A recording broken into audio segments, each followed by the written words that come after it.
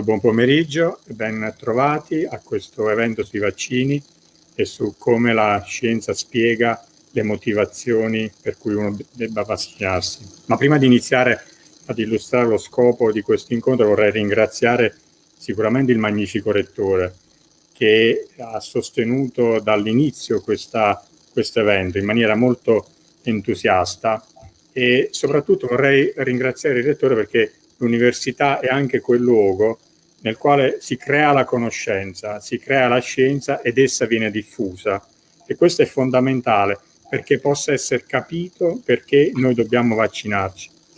Lo scopo di questo incontro, e ce ne sono stati tantissimi in questo periodo, sono tantissime persone coinvolte a vario livello a fare informazione, è quello di tracciare un percorso, e in questo ci guiderà la dottoressa Maria Santoro, che è un percorso che cerca di specificare, di illustrare, di dimostrare che l'analisi dei dati non può essere fatta in funzione di quello che è un'opinione che personalmente uno può sviluppare, ma che deve essere fatto con un senso critico che ci permetta di dimostrare, e questa è la parola importante, qual è la funzione del nostro sistema immunitario e quello che è lo scopo dei vaccini nel potenziarlo e nel darci quella che viene definita memoria dell'incontro con qualcosa che ricorda un vaccino, ma che poi successivamente ci permetterà di rispondere in maniera corretta, opportuna ed efficace, ma soprattutto salvifica, nei confronti di quello che è il patogeno che il vaccino tenta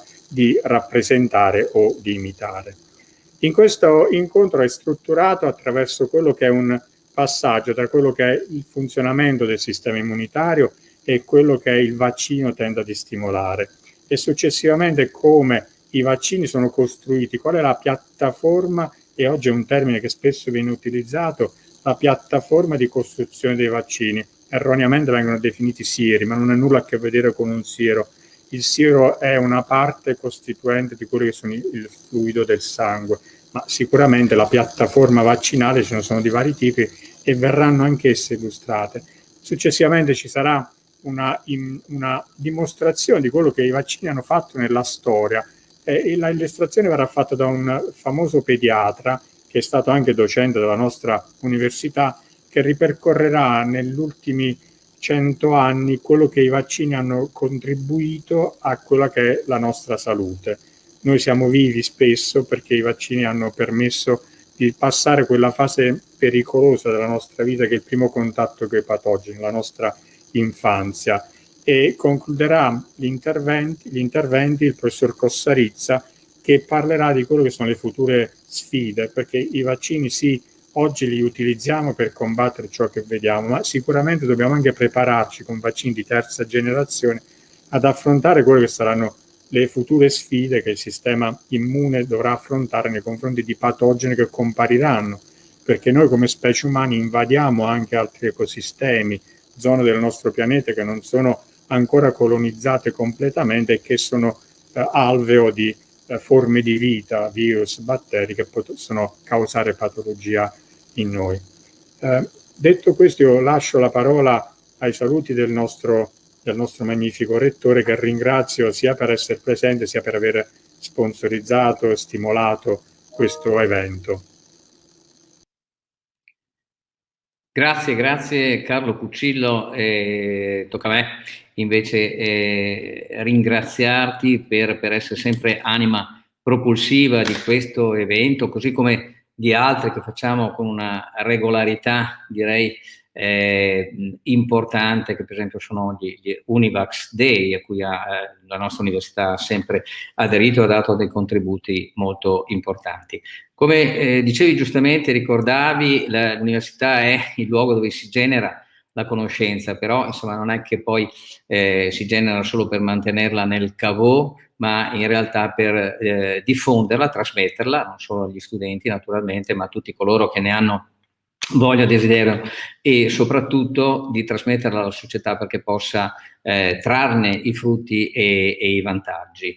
E non c'è dubbio che il tema trattato di oggi è di grandissima, fortissima attualità, però lo sarà sempre perché tutti noi abbiamo passato nella nostra vita periodi in cui c'erano le vaccinazioni nostre, dei figli, o le vedevamo anche fare in massa in altre parti del nostro pianeta, dato che abbiamo sempre a che fare con qualcosa che può renderci la vita un pochino più difficile. Perché è importante che ci sia la scienza? Perché è importante sapere che cos'è un vaccino, e l'abbiamo imparato in questo periodo in cui magari c'è stata anche molta malinformazione, a cosa serve, come può migliorare la nostra vita e che senso ha continuare a lavorare, a fare ricerca per cercare di capire a cosa possono servire questo tipo di approcci per allungare la vita, renderla migliore e soprattutto rendere possibile la vita in società. Siamo animali,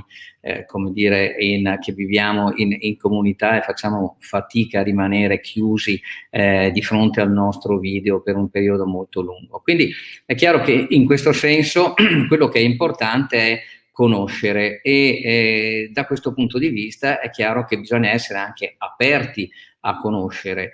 Quindi io credo che quello che è importante in questo tipo di giornate e di eventi non è tanto convincere che bisogna comprare il prodotto che lava più bianco, ma cercare di capire quanto sia importante approfondire le nostre conoscenze, perché è solo così che siamo riusciti a sviluppare poi degli strumenti, a volte non benissimo, guardate cosa succede al clima, però per capire come migliorare la nostra diciamo, permanenza non solo su questa terra ma anche in comunità.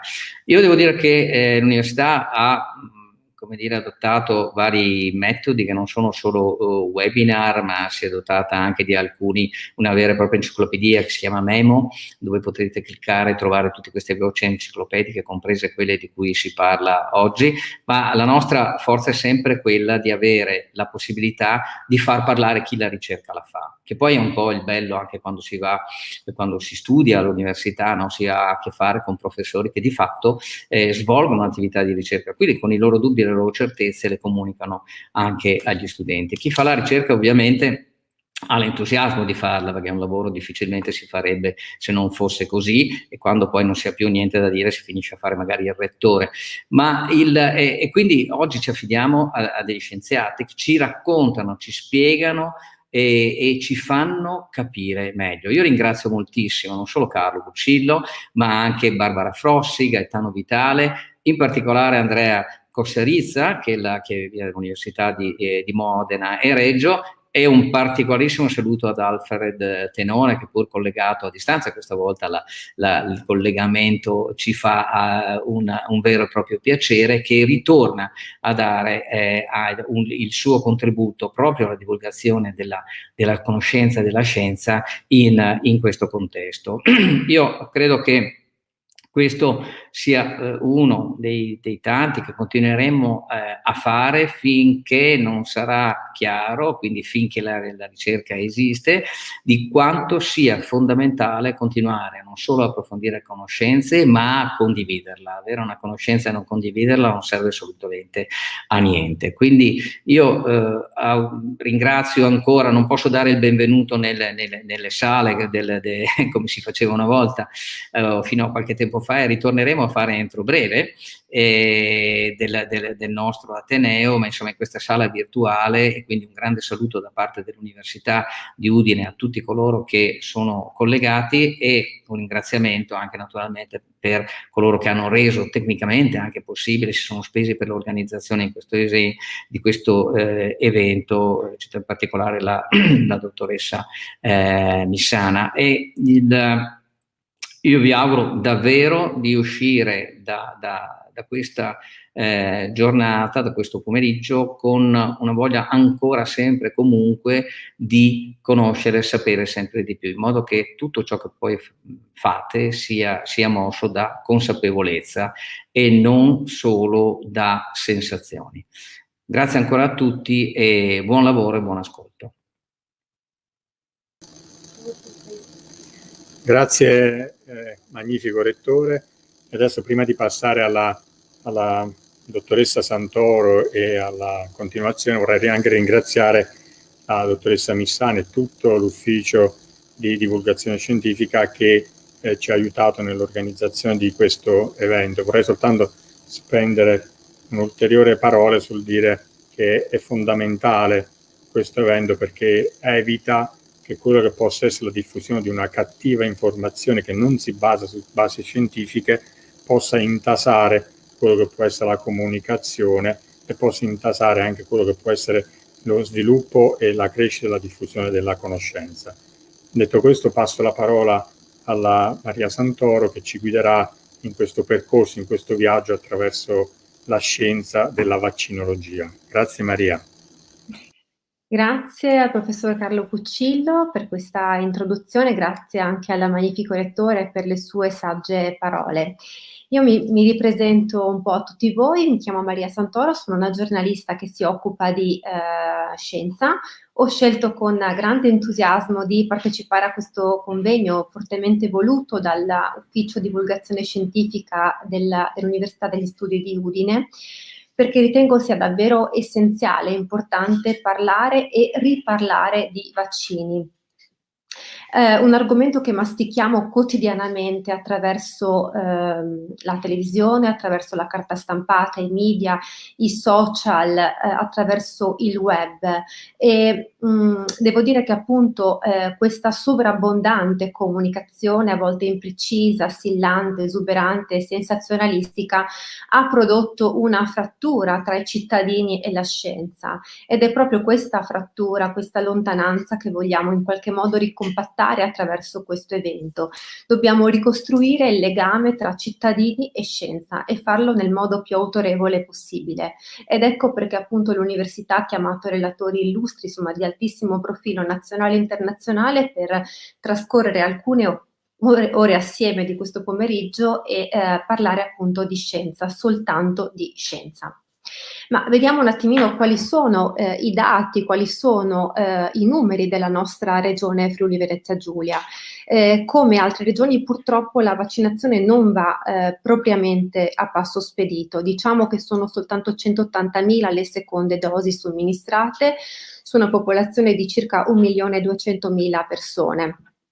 Devo dire ho apprezzato moltissimo l'atteggiamento del governatore Massimiliano Fedriga e dell'assessore Riccardi, perché più volte hanno sollecitato la popolazione alla scelta vaccinale, hanno veramente diffuso continuamente accorati appelli affinché tutti decidano appunto di compiere questa scelta consapevole, una scelta appunto collettiva e una scelta di grande attenzione verso il prossimo. In regione si sono contagiate 106.000 persone e circa 3.744 persone hanno perso la vita. In Italia abbiamo oltre 4 milioni di contagi e 124.000 decessi. Mi piace sempre in qualche modo fare un ripasso dei numeri, come lo definisco io, perché è importante ricordare i numeri che hanno caratterizzato questo lungo, triste periodo e che dovrebbero essere abbastanza scioccanti, abbastanza terrificanti da farci sobbalzare proprio dalla nostra comoda sedia e farci scoprire il braccio per la vaccinazione. Più volte mi sento dire dalle persone, insomma, che alla fine poi mi chiedono anche dei consigli, oppure magari alle quali io mi approccio per portarli, guidarli verso la scelta migliore in questo periodo. Io aspetto di vedere cosa succederà, aspetto più in là. Ecco, io mi chiedo esattamente queste persone che cosa aspettino esattamente. Noi abbiamo passato dei mesi terribili di pandemia, sappiamo veramente cosa significa la totale privazione della nostra libertà, ma soprattutto la totale insicurezza sulla salute nostra e delle persone che ci circondano. Quindi io non aspetterei ancora, non avrei nessun motivo per indugiare e per appunto farmi somministrare il vaccino, come peraltro ho già fatto, perché fortunatamente ho ricevuto già la prima dose. Credo che non possiamo assolutamente demandare agli altri la responsabilità di compiere un gesto che ha una portata estremamente corale, cioè è uno strumento, il vaccino, che funziona se tutti praticano la stessa scelta, altrimenti diventa inutile. Sappiamo che tutti dobbiamo farlo non soltanto per proteggere il nostro prossimo, cioè i nostri amici, i nostri parenti, ma per farlo per proteggere un po' tutte le persone che possiamo incontrare, che magari a causa nostra potrebbero proprio ammalarsi. Quindi il vaccino costituisce una specie di secchio d'acqua sull'incendio del Covid che noi dobbiamo gettare per spegnere appunto l'incendio e non per alimentarlo con altro carburante. Abbiamo in mano uno strumento eccezionale per poter appunto riportare a nostro favore una situazione che abbiamo vissuto veramente in maniera terrificante per 1 anno e mezzo quasi. Quindi credo che sia giunto il momento di compiere una scelta e di avvicinarci con grande consapevolezza, con grande coscienza, con scienza a questa scelta, e sappiamo che appunto possiamo farlo soltanto grazie alle informazioni che oggi ci impegneremo a divulgare attraverso appunto la professionalità dei relatori che sono stati chiamati appunto per guidarci verso questo passo. Io non indugerei oltre e inizierei proprio dalla prima relatrice di questo pomeriggio, l'unica donna oltre alla sottoscritta. Parlo della ricercatrice, della professoressa Barbara Frossi, che ci illustrerà appunto il comportamento del nostro sistema immunitario alle prese con i virus, quindi con i patogeni, e appunto con i vaccini, come si comporta, come reagisce, quali sono le differenze. Per comprendere similitudini e diversità tra le risposte immunitarie verso un patogeno o verso un vaccino, dobbiamo comprendere come funziona una risposta immunitaria. Dobbiamo partire dal conoscere il sistema immunitario e sapere che è una struttura complessa di molecole, cellule e organi che interagiscono tra di loro in modo coordinato, che permette di riconoscere qualsiasi molecola o cellula che penetra il nostro organismo e che non ci appartiene, che è diversa da noi, e che mette in atto una risposta in grado di contenere questa invasione, impedirne la diffusione ed eradicarne l'infezione, riportando il nostro organismo a uno stato di equilibrio e al contempo stabilendo uno stato di protezione duratura, la cosiddetta immunità. Il sistema immunitario è come un esercito in cui ogni reparto lavora e si occupa di una determinata funzione e sono tutti organizzati e collegati tra di loro. I microrganismi patogeni penetrano nel nostro organismo di solito attraverso la cute, attraverso le mucose che rivestono l'apparato gastrointestinale o quello respiratorio, provocando di solito dei danni alle nostre cellule. I nostri tessuti sono dotati di un sistema di difese, di cellule dell'immunità cosiddetta innata, sono le sentinelle del sistema immunitario, sono le cellule che percepiscono la presenza di un agente estraneo potenzialmente pericoloso e lo bloccano, lo trattengono e nel fare questo avviano dei segnali che vanno ad attivare le cellule specializzate del sistema immunitario, i linfociti. In gergo noi diciamo che le cellule dell'immunità innata presentano gli antigeni ai linfociti T attivandoli, cioè gli presentano un pezzettino, un frammento del patogeno, non tutto, ma solo una parte.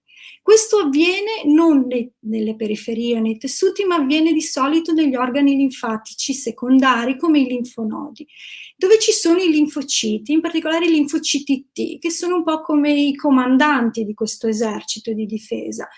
Sono quelle cellule che una volta che vengono attivate inviano segnali per reclutare le truppe specializzate.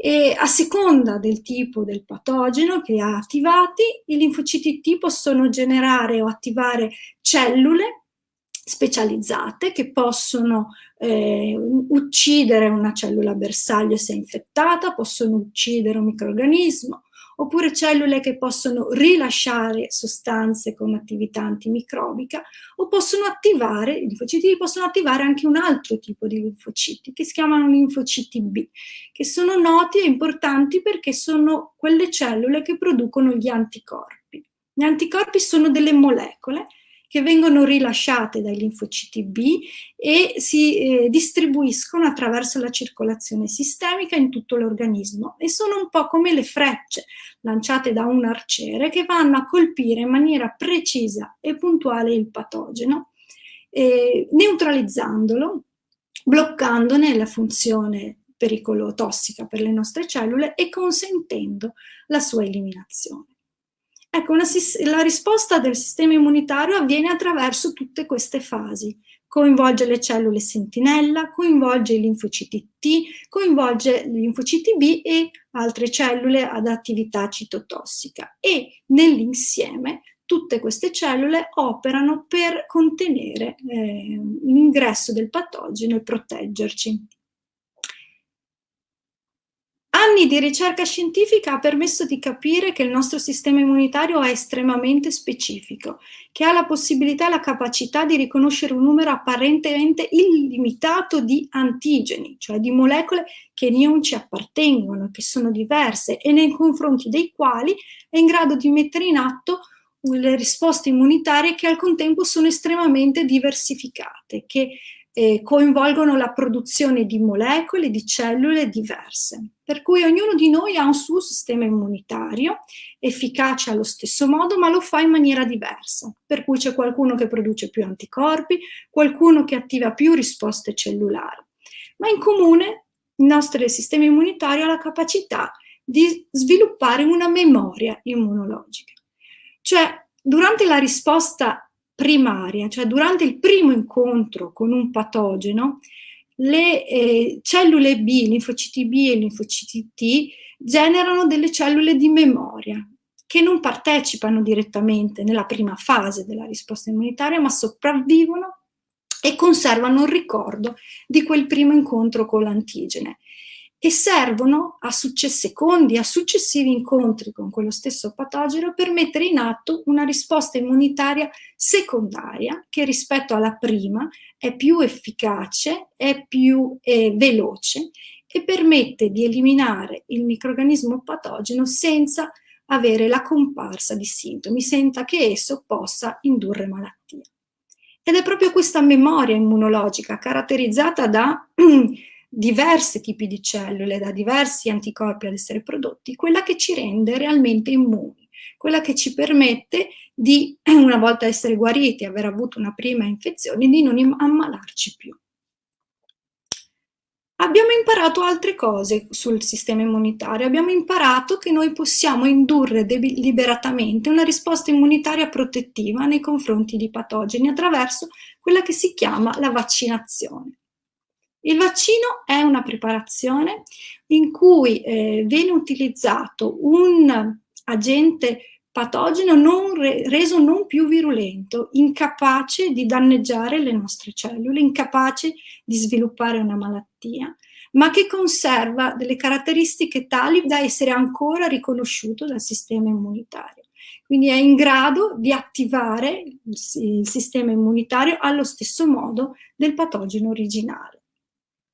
Il vaccino, vedremo, vi spiegherà il professor Vitale dopo di me, può essere fatto utilizzando microrganismi patogeni interi, vivi, attenuati o una loro componente, si sostituisce al patogeno originale nell'indurre la fase di risposta immunitaria primaria.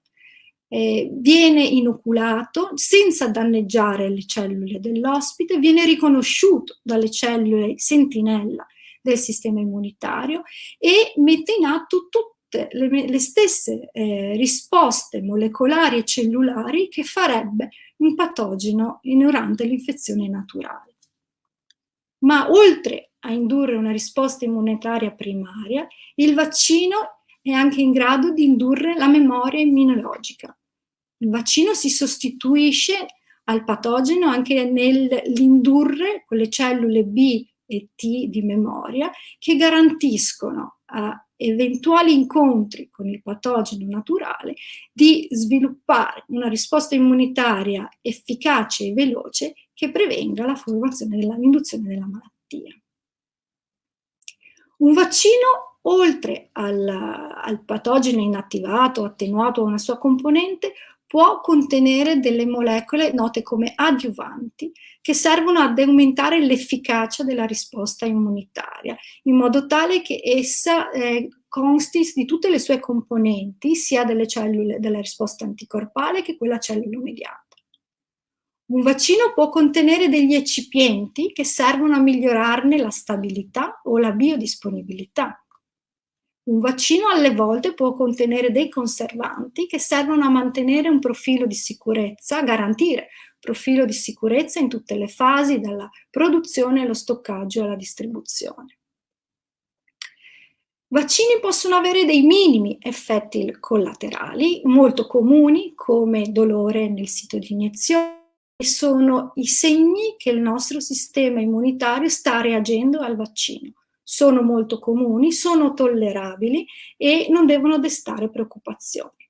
Ci sono delle situazioni molto rare in cui si possono osservare delle reazioni allergiche a uno o più componenti della preparazione, ed è questo il motivo per cui quando si va a vaccinare si resta in attesa per un quarto d'ora circa per vedere se c'è eventuale comparsa di questi effetti. Quali sono quindi, in conclusione, le somiglianze? In cosa si assomigliano una risposta al patogeno e una risposta al vaccino? Possiamo dire che entrambi generano una risposta immunitaria primaria.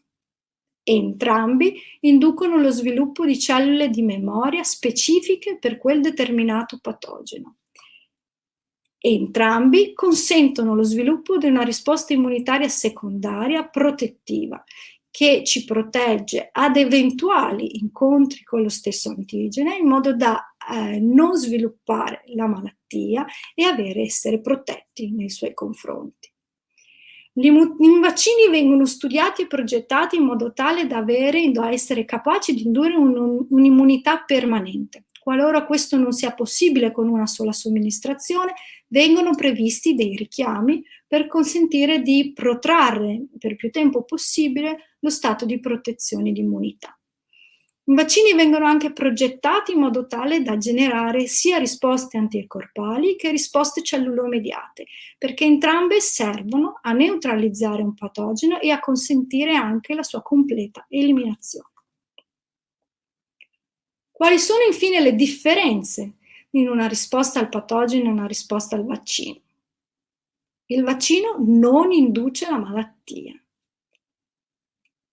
Il vaccino dà certezza di un'avvenuta immunizzazione, perché noi sappiamo le persone che sono vaccinate, perché ad ogni persona che viene vaccinata viene data la stessa quantità di vaccino, per cui abbiamo la certezza che viene indotta una risposta immunitaria in tutti i pazienti, in tutti i soggetti, mentre se ci basassimo solo sull'infezione naturale, noi non potremmo sempre distinguere tra chi è stato esposto a una carica virale batterica più elevata o inferiore. Non avremmo l'idea, non potremmo anche non correttamente conteggiare o monitorare soggetti asintomatici, o non potremmo correttamente valutare soggetti paucisintomatici, cioè che hanno sviluppato malattia in forma lieve che non vengono adeguatamente monitorati. Da un punto di vista, proprio volendo essere precisi, da un punto di vista tecnico, l'unica differenza che possiamo riscontrare in una risposta al patogeno e al vaccino risiede nella via di somministrazione, che può essere differente, perché un patogeno di solito penetra attraverso la cute, attraverso la via orofecale o le vie respiratorie, mentre i vaccini nella maggior parte dei casi vengono somministrati per via intramuscolare. Quindi c'è una differenza nelle prime cellule che vengono a essere viste, che le prime cellule che vedono il vaccino, ma questo non preclude poi lo svolgimento in tutta la sua progressione delle varie fasi della risposta immunitaria e non preclude l'induzione di uno stato di immunità. Perché dobbiamo vaccinarci? Dobbiamo vaccinarci perché la storia, dati statistici alla mano, ci insegna che la vaccinazione è una delle scoperte più importanti della medicina. Ha permesso di eradicare malattie mortali come il vaiolo o di controllare malattie estremamente invalidanti, alle volte mortali, come il tetano, la difterite, la pertosse. Dobbiamo vaccinarci perché i vaccini che abbiamo a disposizione sono studiati e progettati per essere efficaci e per essere sicuri e devono sottostare a numerosi controlli prima di poter essere messi in commercio. Dobbiamo vaccinarci perché è assolutamente più facile vaccinare, prevenire, che curare una malattia, e questo vale sia per la persona che si ammala, sia per tutti i sanitari che devono prendersi poi cura di un eventuale ammalato. Ma soprattutto dobbiamo vaccinarci perché il rischio di contrarre una complicazione quando ci ammaliamo è molto, ma molto superiore a quello che si può andare incontro se ci vacciniamo. E a tutti grazie per l'attenzione. Grazie alla professoressa Frossi, ed ora, prima di passare la parola al professor Gaetano Vitale dell'Università degli Studi di Udine, vorrei ricordare una cosa che prima non ho detto. Inizialmente volevo proprio dire che siamo qui, trascorreremo qualche ora insieme nel pomeriggio anche per ricevere da voi le vostre domande. Attualmente sto leggendo i commenti in chat e in live, sono tutti commenti peraltro uguali che provengono da 7 Novax, immagino, e mi piacerebbe moltissimo invece leggere sempre da queste persone, invece di ripetere appunto gli stessi blocchi di commenti, delle domande vere e proprie. Quindi se ci volete porre delle questioni saremo ben lieti di rispondere al termine di questa esposizione. Ecco, e comunque mi auguro che anche le altre persone invece che appunto sono più interessate a seguire l'argomento per quello che insomma è, per quello che vuole trasmettere, ci pongano molte domande, perché siamo qua proprio per risolvere perplessità e dubbi e lasciarvi appunto con un bagaglio di informazioni oneste e sicure. Quindi questo ci tenevo a dirlo, dovevo dirlo già prima, ma è importante perché leggendo proprio i commenti in questi minuti credo sia importante ribadirlo. Dunque, lascio la parola adesso al professor Gaetano Vitale perché ci addentriamo proprio in ambiente Covid per comprendere meglio la differenza tra i diversi vaccini, in particolare, come diceva all'inizio il professor Cuccillo, tra le diverse piattaforme con le quali sono costruiti i vaccini, quindi mRNA, vettori virali, virus inattivati, eccetera. Quindi, insomma, questo è un po' l'argomento della relazione del professor Gaetano Vitale, a cui lascio ora la parola. Grazie Maria, un saluto a chi ci ascolta. Fatemi condividere la mia presentazione. Allora, mettiamo ordine e spieghiamo le piattaforme. Vorrei dividere questa presentazione in 4 parti. La prima un po' più corposa su come funzionano queste piattaforme vaccinali. Poi vorrei fare un cenno allo sviluppo dei vaccini e per concludere vorrei darvi veramente 2 dati molto veloci e sintetici riguardo alla sicurezza e l'efficacia.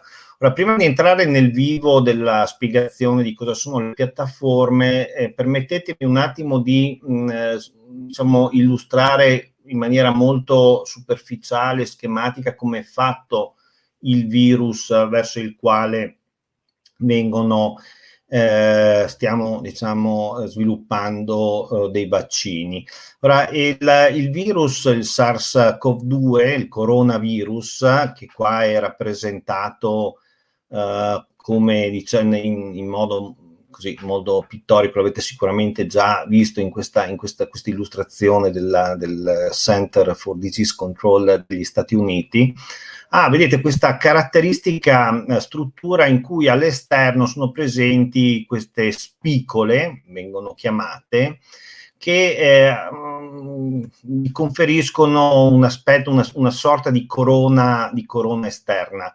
Questo è come il virus appare, diciamo, in una immagine in microscopia. Come vedete, queste spicole esterne danno questa apparenza, questa struttura appunto delle spine di una corona.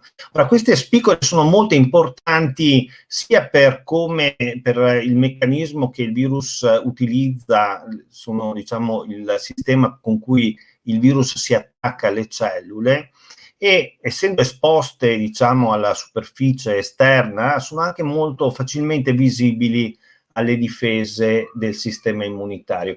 Qua vedete, giusto per familiarizzarci su un'immagine che poi vi proporrò, diciamo, nel corso della presentazione, una struttura schematica del virus in cui sono rappresentate le spicole costituite da trimeri, si dice a 3 parti della proteina, di una proteina che si chiama spike in inglese, e all'interno della struttura è presente il materiale genetico che trasporta l'informazione, diciamo, attraverso il quale il virus infetta le cellule, si moltiplica all'interno delle cellule e poi, diciamo, uccide, con un termine che scientificamente viene chiamato virulenza, uccide, causa, diciamo, quella che è in maniera molto superficiale definiamo la malattia. Ora, il virus quindi entra nelle cellule, produce copie di questa attraverso, utilizzando il proprio materiale genetico, produce copie di questa proteina spike, produce queste spicole all'interno della cellula e, come, diciamo, effetto estremo, uccide la cellula. L'uccisione della cellula mette in allarme le difese immunitarie. Barbara vi ha parlato delle cellule sentinella. Le cellule sentinella raccolgono questi elementi, queste strutture del virus, le presentano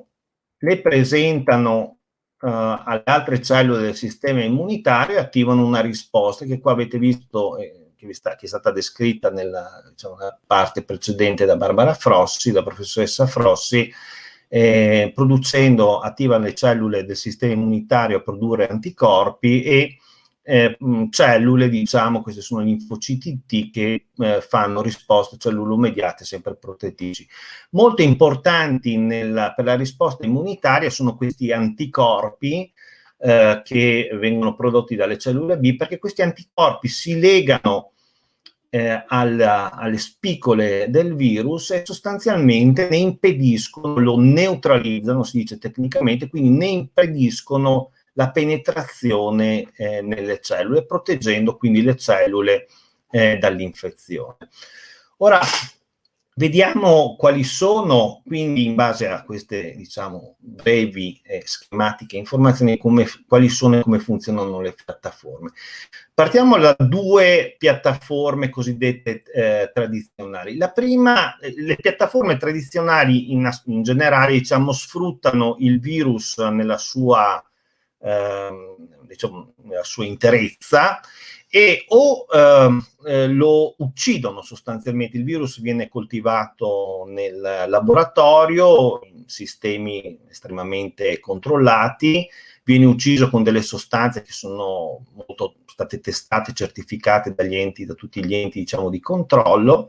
Dopodiché il virus inattivato, in presenza di sostanze che vengono chiamate adiuvanti e che sono molto importanti perché sono, diciamo, in presenza di un virus ucciso, sono quelle che allarmano il sistema immunitario, viene inoculato. Il virus naturalmente ucciso non è virulento, non è in grado di infettare le cellule dell'ospite, però le cellule sentinella sono in grado di captare questo virus ucciso, allarmate dagli adiuvanti, inducono risposte e la produzione degli anticorpi cosiddetti neutralizzanti, ad esempio. Quindi la caratteristica di questa piattaforma è quella di utilizzare un virus ucciso, che quindi non può replicare e non può infettare, di conseguenza è completamente avirulento, cioè non è in grado di fare un danno alle cellule e ai tessuti dell'ospite. Lo sviluppo di questo tipo di vaccini è semplice, però, diciamo, la produzione e il controllo sono complessi, richiedono tempo, per quanto ben sperimentati. Ci sono anche una serie di limitazioni nell'efficacia, per cui questo approccio non è, diciamo, può essere indicato in alcune circostanze piuttosto che in altre. Ad esempio, questi sono i vaccini. La piattaforma del virus inattivato viene utilizzata, ad esempio, per produrre i vaccini anti-influenzali, soprattutto, diciamo, efficaci e utilizzabili nella popolazione generale.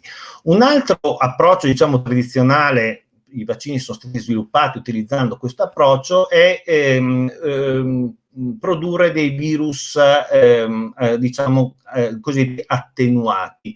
I virus attenuati vengono prodotti attraverso anche qua diciamo delle tecniche, delle tecnologie ormai molto ben sperimentate, in modo da rendere il virus diciamo di attenuare, quindi di bloccare la virulenza, la capacità del virus di fare danno. Il virus però mantiene la capacità di infettare le cellule dell'ospite, e quindi attraverso questa infezione che mima l'infezione naturale senza produrre tutti quegli effetti negativi che poi producono, diciamo, la sofferenza, la patologia, attiva il sistema immunitario a produrre anticorpi. Come vi dicevo, quindi abbiamo un virus che in questo caso è vivo e replicante, è in grado di infettare, ma è depotenziato, è stato depotenziato dei suoi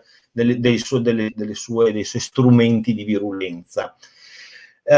Anche qua lo sviluppo, la produzione e il controllo di questo tipo di vaccini è complesso, richiede molto tempo.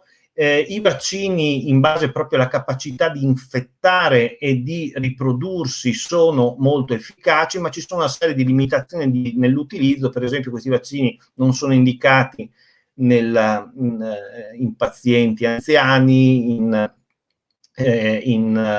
pazienti immunocompromessi, quindi con delle limitazioni. D'altra parte esistono un gran numero di vaccini che utilizzano tradizionali che utilizzano questa piattaforma, e sono estremamente utili. Ad esempio il vaccino contro la varicella, il vaccino stesso contro il vaiolo, che è la prima malattia che è stata eradicata attraverso proprio l'uso dei vaccini, utilizza questo tipo di piattaforma. Poi abbiamo 3 piattaforme basate su tecnologie di manipolazione del materiale genetico del virus. Ecco, in questo caso, tornando, diciamo, alla rappresentazione che abbiamo visto all'inizio, il materiale genetico del virus viene isolato, in particolare la parte del materiale genetico che codifica per le spicole del virus. Queste vengono quindi rimosse, diciamo, da quello che è il virus, vengono modificate e utilizzate attraverso vari approcci. Uno è quello di sintetizzare la proteina virale, la proteina spike, opportunamente modificata. Adesso non vado nei dettagli. Anche in questo caso la proteina può venire diciamo utilizzata in presenza di sostanze che allarmano il sistema immunitario. Di nuovo abbiamo come nel caso dei virus uccisi, abbiamo un vaccino che non è in grado di fare infezione, ma grazie a questi adiuvanti allarma le cellule sentinella del sistema immunitario, che poi inducono una risposta. Quindi abbiamo dei vaccini, questa piattaforma consente di produrre dei vaccini sintetici, appunto non replicanti e non infettanti, e quindi di conseguenza non virulenti, completamente avirulenti. Grazie a diciamo tecnologie avanzate possono essere, la proteina spike può venire assemblata in particelle similvirali che ne aumentano la immunogenicità, quindi la capacità di indurre una risposta protettiva. Lo sviluppo e la produzione di questa piattaforma è piuttosto complessa, sono molto sicuri, si possono utilizzare praticamente in qualsiasi contesto, diciamo, in qualsiasi tipo di individuo, in qualsiasi paziente, ma la produzione è costosa. Sempre utilizzando l'approccio, diciamo, del DNA ricombinante, si possono prendere dei virus che sono non pericolosi per l'uomo, che non sono virulenti, e modificandoli e opportunamente, sempre attraverso appunto la manipolazione del loro materiale genetico, e aggiungendo in questo caso la sequenza codificante per le spicole del virus, si possono creare questi vaccini, questa piattaforma di vaccini a vettore virale. Questi sono diciamo, i vaccini ad adenovirus AstraZeneca, Johnson & Johnson, che adesso vengono utilizzati. Questi vaccini opportunamente, diciamo, istruiti a produrre la proteina spike, vengono somministrati e infettano le cellule del paziente, però senza causare un danno alle cellule stesse, e quindi promuovendo una risposta immunitaria. In questo caso abbiamo di nuovo un virus, un vaccino basato su un virus vivo ma non replicante, perché, diciamo, l'adenovirus da cui è stato, diciamo, originariamente, il ceppo che è stato originariamente utilizzato è stato modificato, ripeto, geneticamente, è in grado di infettare le cellule dell'ospite, ma non è virulento, non è in grado di fare danno alle cellule dell'ospite. In questo caso lo sviluppo e la produzione sono molto rapidi e sono semplificati da, diciamo, conoscenze che noi abbiamo già, che sono state acquisite nel corso degli anni.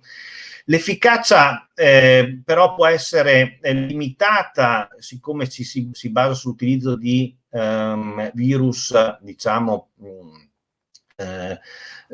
che diciamo, naturalmente possono infettare l'uomo. Quindi i pazienti possono avere un'immunità resistente a questo virus, e quindi per evitare questo problema, proprio nel caso del vaccino di AstraZeneca e molti altri nuovi vaccini, si usano, diciamo, dei virus di origine animale che sono naturalmente presenti in altri primati, in scimmie, piuttosto che virus umani. Infine abbiamo i cosiddetti vaccini di terza generazione, i vaccini a RNA. In questo caso si usa proprio la porzione codificante del virus, l'RNA opportunamente modificato, che viene introdotto e somministrato in presenza di sostanze che ne veicolano, che ne favoriscono l'entrata nelle cellule. L'informazione genetica avviene in maniera abbastanza naturale, cioè come succede durante un'infezione virale, viene tradotta dalla cellula, viene esposta sulla superficie della cellula, e questo attiva una risposta immunitaria. Qua abbiamo di nuovo un sistema sintetico, quelli, diciamo, basati, questi sono i vaccini Pfizer e Moderna che vengono utilizzati ampiamente, diciamo, che sono stati utilizzati in questa prima fase della campagna vaccinale. Non si amplificano, ma esistono, diciamo, esiste la possibilità di utilizzare degli RNA autoamplificanti di alfavirus che trasportano sempre l'informazione per la proteina spike, in modo da dare la possibilità di amplificazione un po' come succede ai vettori virali, diciamo, di amplificazione durante l'infezione dentro la cellula. Il vantaggio di questo tipo di piattaforma è che lo sviluppo e la produzione sono molto semplificati, e soprattutto che sono molto rapidamente adattabili, e questo è un vantaggio se è necessario adattare, diciamo, le sequenze codificanti a mutazioni che naturalmente accadono durante, diciamo, il processo. Ecco, quindi queste sono le piattaforme.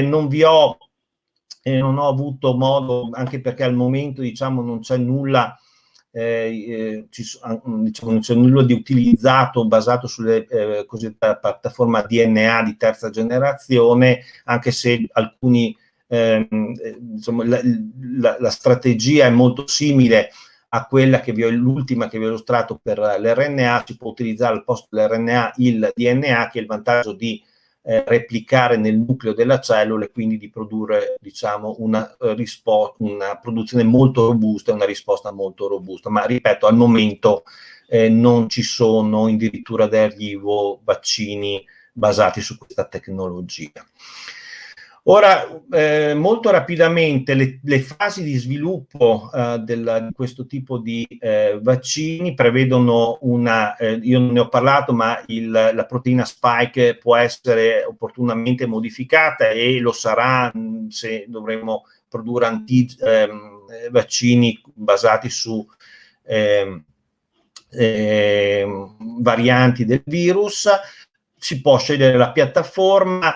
Naturalmente un aspetto molto importante è l'utilizzo e la selezione degli adiuvanti, cioè dei segnali che allarmano il sistema immunitario alla risposta, e poi un altro aspetto importante è la formulazione, perché in base al tipo di formulazione poi del vaccino da somministrare ai pazienti si possono avere vaccini più o meno stabili che richiedono la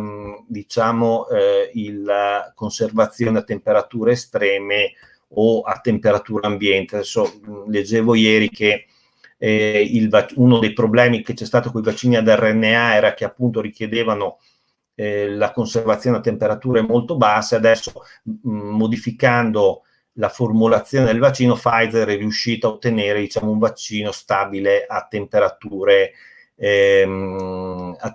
più elevate, quindi facilitandone la diffusione e l'utilizzo anche in paesi che non hanno questa possibilità. Ecco, dopo la fase, diciamo, di progettazione c'è una fase, diciamo, di test prima preclinico e poi 3 fasi di sperimentazione direttamente nell'uomo. La prima fase è una fase in cui si testa semplicemente la sicurezza, e poi nella fase 2 e nella fase 3 si somministra un numero crescente di pazienti per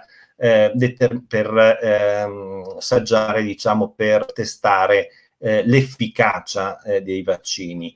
Normalmente queste fasi storicamente hanno richiesto tempi molto lunghi, fino a 10-15 anni, e quello che abbiamo visto nel corso della pandemia è che invece nel giro di poco più di un anno diciamo, queste sperimentazioni sono arrivate a conclusione e a produrre dei vaccini che adesso sappiamo essere sicuri ed efficaci.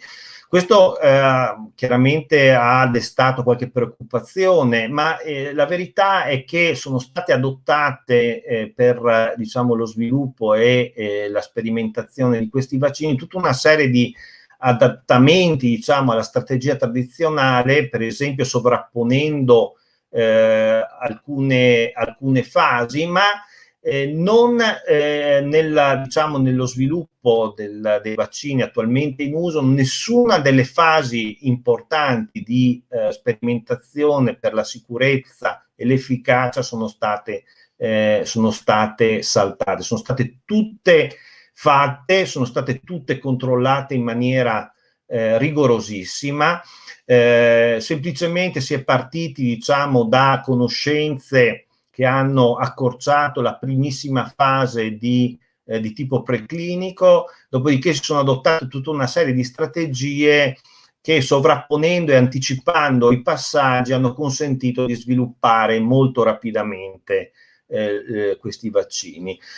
Alcuni dati sulla sicurezza che non vogliamo assolutamente nascondere a nessuno. Gli effetti collaterali più comuni riguardano la reattività specifica alla somministrazione, sono molto frequenti quelli locali, l'80% dei pazienti ha degli effetti collaterali locali, il dolore, eccetera, eccetera. Un numero molto significativo di persone sperimenta anche degli effetti sistemici di tipo abbastanza modesto, la febbre, fatica, mal di testa, dolori muscolari. Questi si riscontrano in un numero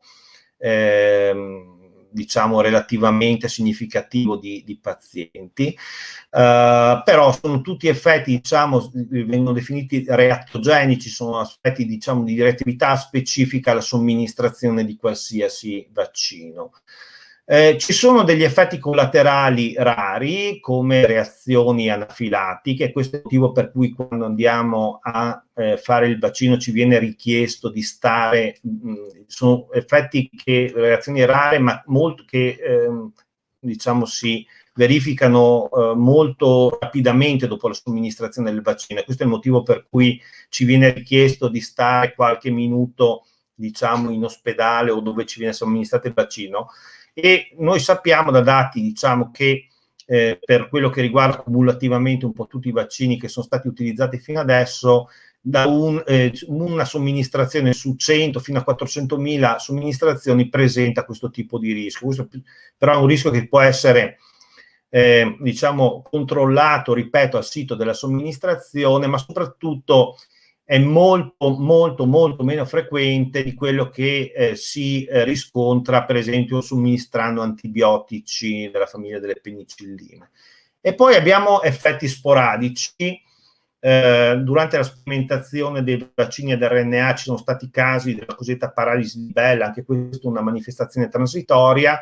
Poi, come credo sappiate tutti, con un numero ancora incerto e variabile, i vaccini, soprattutto a adenovirus, hanno portato a questi casi di trombosi con trombocitopenia, che hanno allarmato moltissimo le persone, ma che sono veramente degli effetti molto rari, da 1 a 100.000, da una somministrazione di 100.000 fino a una somministrazione di 1.000.000, questo è il dato che è stato dato negli Stati Uniti, che possono essere. Rimane diciamo, il rapporto rischio-beneficio, perché questo stesso tipo di manifestazione, la trombosi con trombocitopenia, è un fenomeno che si manifesta anche durante l'infezione naturale dal virus che il vaccino protegge, e quindi noi sappiamo che il rapporto rischio-beneficio rimane estremamente favorevole. Sono molto più frequenti i casi di trombosi con trombocitopenia in chi si ammala naturalmente dal virus che da chi invece viene vaccinato. Infine, alcuni dati reali. Questi sono dati che ho ricavato da diciamo, da un report recente dell'Istituto Superiore di Sanità, dove si vede che il rischio di contrarre l'infezione si riduce dopo circa un mese dalla somministrazione di una o di entrambe le dosi del vaccino. Questi sono dati cumulativi, si riduce dell'80%, e il rischio di decesso a seguito dell'infezione si riduce praticamente quasi del 100%, del 99%. Questo già all'incirca, ripeto, cumulativamente dopo un mese, 40 giorni dalla somministrazione del vaccino. Questi sono dati reali, sono basati sulle osservazioni della popolazione italiana vaccinata con i 4 vaccini a questo momento disponibili, e sono stati rilasciati molto recentemente dall'Istituto Superiore di Sanità. Ora vi lascio con questa frase, con questa citazione di Luciano De Crescenzo, perché ho visto nella chat molti punti esclamativi e molte frasi scritte in maiuscolo. Invece vi invito a coltivare il dubbio, il punto interrogativo è il simbolo del bene e quello esclamativo è il simbolo del male, dice Luciano De Crescenzo. Quando vi trovate di fronte a troppe certezze, a troppi punti esclamativi, a frasi scritte con tutto urlate in maiuscolo, coltivate il dubbio. Ecco, vi ringrazio, scusate, forse sono stato lungo, e lascio la parola al professor Tenore. Grazie al professor Gaetano Vitale per questa esauriente spiegazione, illustrazione, ed ora, appunto, come anticipava poco fa, non Alfred Tenore, il professor Tenore non sarà con noi in senso fisico, ma ha registrato per noi un piccolo contributo video.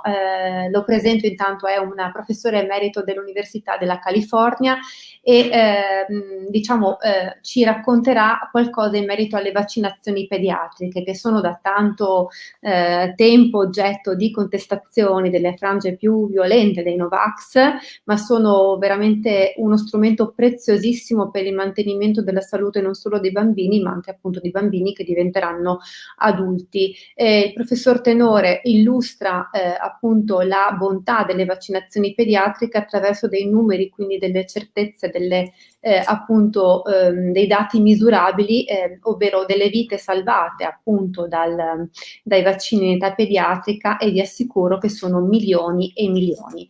Allora chiedo alla regia di mandare in onda il contributo video. Pomeriggio a tutti. Prima di iniziare Vorrei rivolgere un ringraziamento speciale al professor Pucillo e alla dottoressa Missana per l'invito e per aver messo all'ordine del giorno questo importante argomento. Un argomento non solo importante oggi per l'attuale pandemia, ma uno che sarà continuamente importante per, oserei dire, il futuro dell'umanità. Inoltre, vorrei anche cogliere questa occasione per scusarmi per 2 motivi. Il primo è quello di non essere presente di persona, perché purtroppo questa riunione coincide con impegni europei precedentemente presi. Il secondo è che il titolo nella locandina che vedete in questa diapositiva non riflette quello di questa presentazione, che ho dovuto modificare per un problema di tempo. Pertanto mi limiterò a parlarvi solo del ruolo delle vaccinazioni nella pratica della pediatria.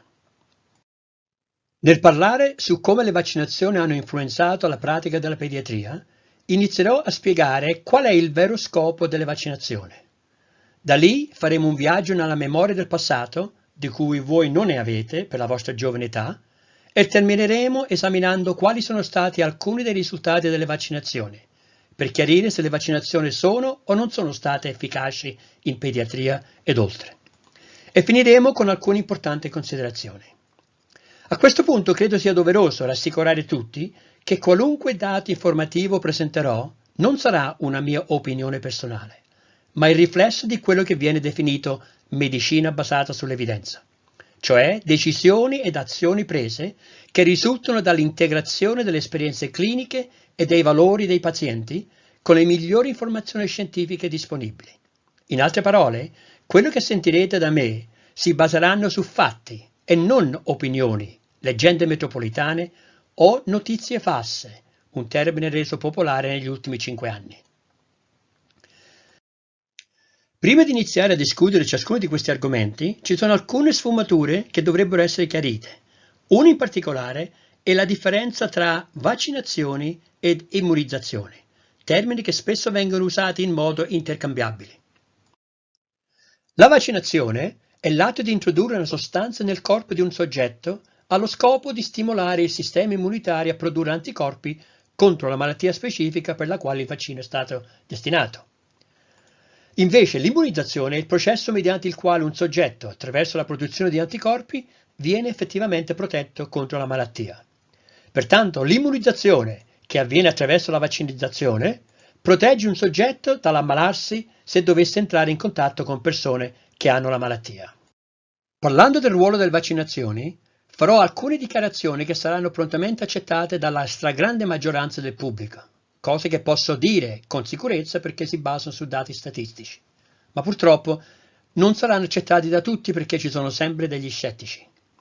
Tuttavia dovete sempre tenere presente ciò che ho detto all'inizio di questa presentazione, cioè che queste non sono opinioni personali, ma affermazioni basate su dati scientifici confermati e riconfermati.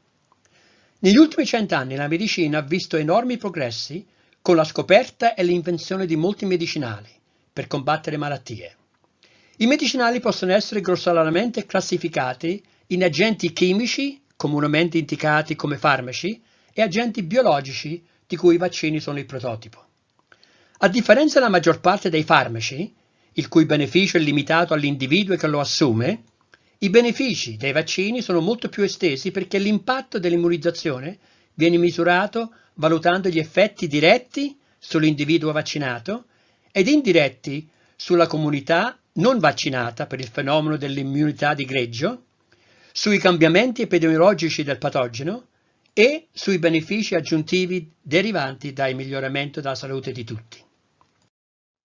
In medicina, i vaccini sono considerati una keystone o chiave di volta della salute pubblica. Essi rappresentano uno dei mezzi più convenienti per prevenire diverse malattie infettive che includono malattie acute come per esempio il morbillo e parotite, malattie croniche come l'epatite B e oggi sempre di più alcuni tumori umani, sia quelli causati da virus come il cancro del fegato e dalla cervice uterina, ma anche ad altri tumori non virus dipendenti come il melanoma e prostata. Però devo precisare che i vaccini per il trattamento del cancro hanno una finalità diversa da quelli che agiscono contro il virus. Benché il principio sia lo stesso, cioè di stimolare una risposta immunitaria, Questi vaccini cercano di indurre il sistema immunitario del soggetto a lanciare un attacco contro le cellule tumorali. In altre parole, la differenza sta nel fatto che invece di cercare di prevenire il manifestarsi di una malattia, questi vaccini hanno lo scopo di indurre il sistema immunitario ad attaccare una malattia già esistente. L'importanza delle vaccinazioni è quella di evitare che le persone contraggano malattie per le quali spesso non esistono cure mediche. Stiamo parlando di malattie che possono causare gravi complicazioni e persino la morte. In quanto tali, le vaccinazioni sono la massima espressione della medicina preventiva, ovvero l'arma più efficace che un pediatra ha a disposizione per proteggere un bambino nel corso dei suoi primi 10 anni o addirittura per tutta la sua vita. Spesso si afferma che dall'inizio del nostro pianeta fino ad oggi 4 interventi sono stati i maggiori contribuenti al miglioramento della salute globale: l'introduzione dell'acqua pulita, i servizi igienico-sanitari, gli antibiotici per trattare malattie in atto e le vaccinazioni per prevenire malattie in agguato. Questa diapositiva riassume lo scopo delle vaccinazioni in una parola: prevenzione. La vaccinazione è considerata una delle misure sanitarie preventive più importanti, concepibili e soprattutto realizzabili esistenti, e che effettivamente fino ad oggi è stata responsabile per la salvezza di milioni di vite ogni anno. Il secondo punto che affronteremo l'ho intitolato Un tuffo nel passato. L'intenzione di questo tuffo è per farci ricordare delle cose che purtroppo o abbiamo dimenticato o più probabilmente non abbiamo mai saputo. Oggi solo il 9% della popolazione mondiale ha un'età oltre i 65 anni, mentre solo l'1,7% ha un'età dagli 80 anni in poi, che rappresentano persone che, avendo 10 anni o più di età negli anni 50, teoricamente avrebbero i requisiti per ricordare qualche cosa di quello che capitò, ma ne dubito. Per questa mancanza di memoria penso che sia doveroso portarvi un po' indietro negli anni e parlare di 2 malattie che in passato hanno causato sofferenza e morte incommensurabili. Questi sono il vaiolo, che siamo riusciti a sradicare grazie alle vaccinazioni, e la poliomielite, che stiamo per sradicare se tutti ci muoviamo nella giusta direzione. Questa prima foto mostra 2 ragazzi entrambi di 13 anni. Quello di destra è stato vaccinato durante l'infanzia, l'altro no. Entrambi sono stati infettati dalla stessa fonte e lo stesso giorno. Si nota che mentre quella a sinistra è nello stadio completamente pustoloso, quella a destra ha avuto qualche lesione che si sono interrotti e hanno già croste. Il vaiolo è una malattia che ha afflitto le popolazioni di tutto il mondo per almeno 3.000 anni. È considerata una delle malattie più mortali che si conosce. Secondo l'OMS, nel XX secolo le morti sono state più di 300 milioni, che rispetto alla popolazione raggiunta alla fine del secolo, cioè nel 1999, rappresentava il 5% della popolazione mondiale, mentre nel 1950 era del 12%.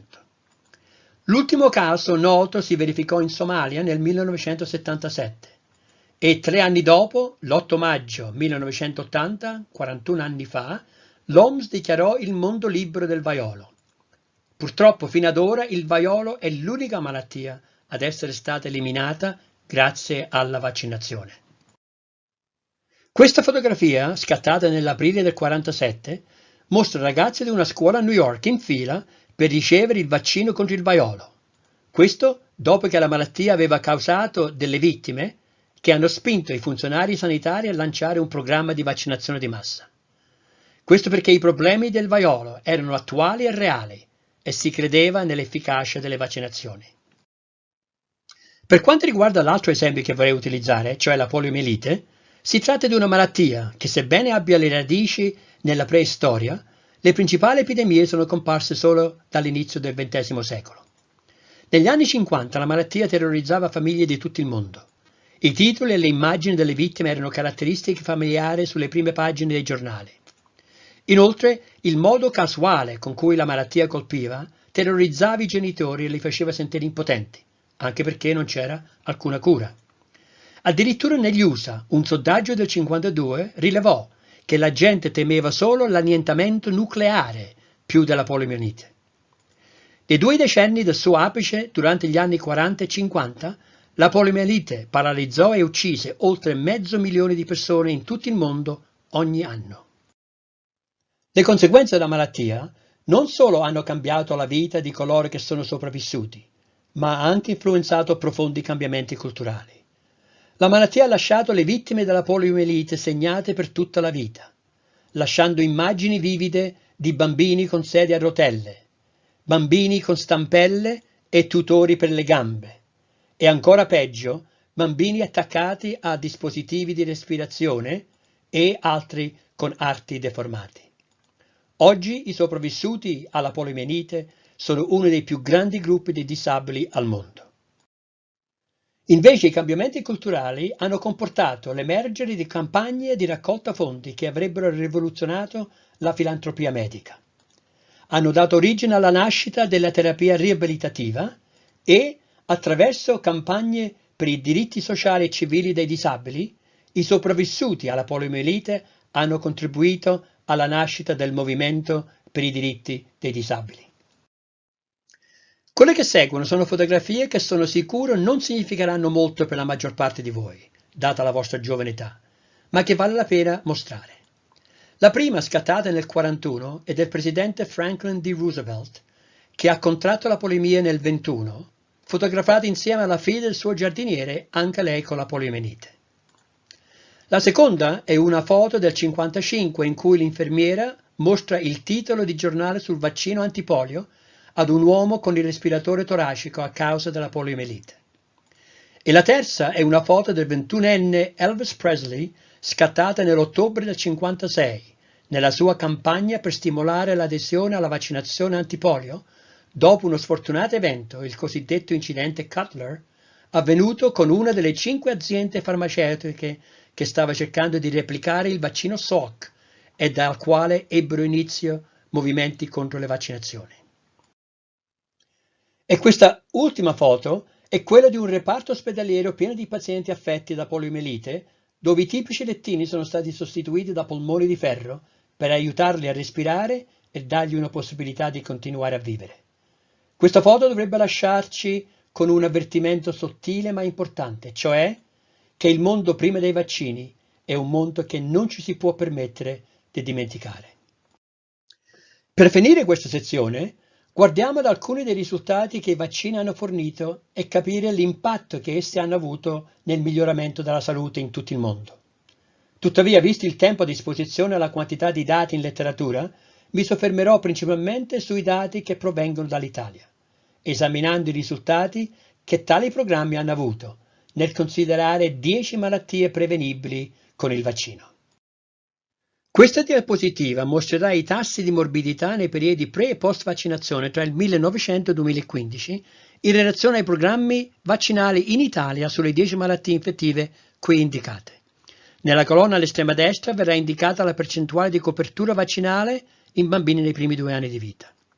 L'inizio del periodo pre-vaccinale di cui abbiamo informazione risale per alcuni al 1901 e per altri più recentemente nel 1987. Mentre i dati del periodo post-vaccinale risalgono al 1939 e più recentemente nel 2005. Qui vengono segnalate 4 eccezioni per quanto riguarda pertosse, morbillo, parotite e rosolia, i cui vaccini sono stati introdotti in precedenza, ma la cui copertura è rimasta molto bassa fino all'introduzione del vaccino acellulare per la pertosse e quello combinato MMR per il morbillo, parotite e rosolia.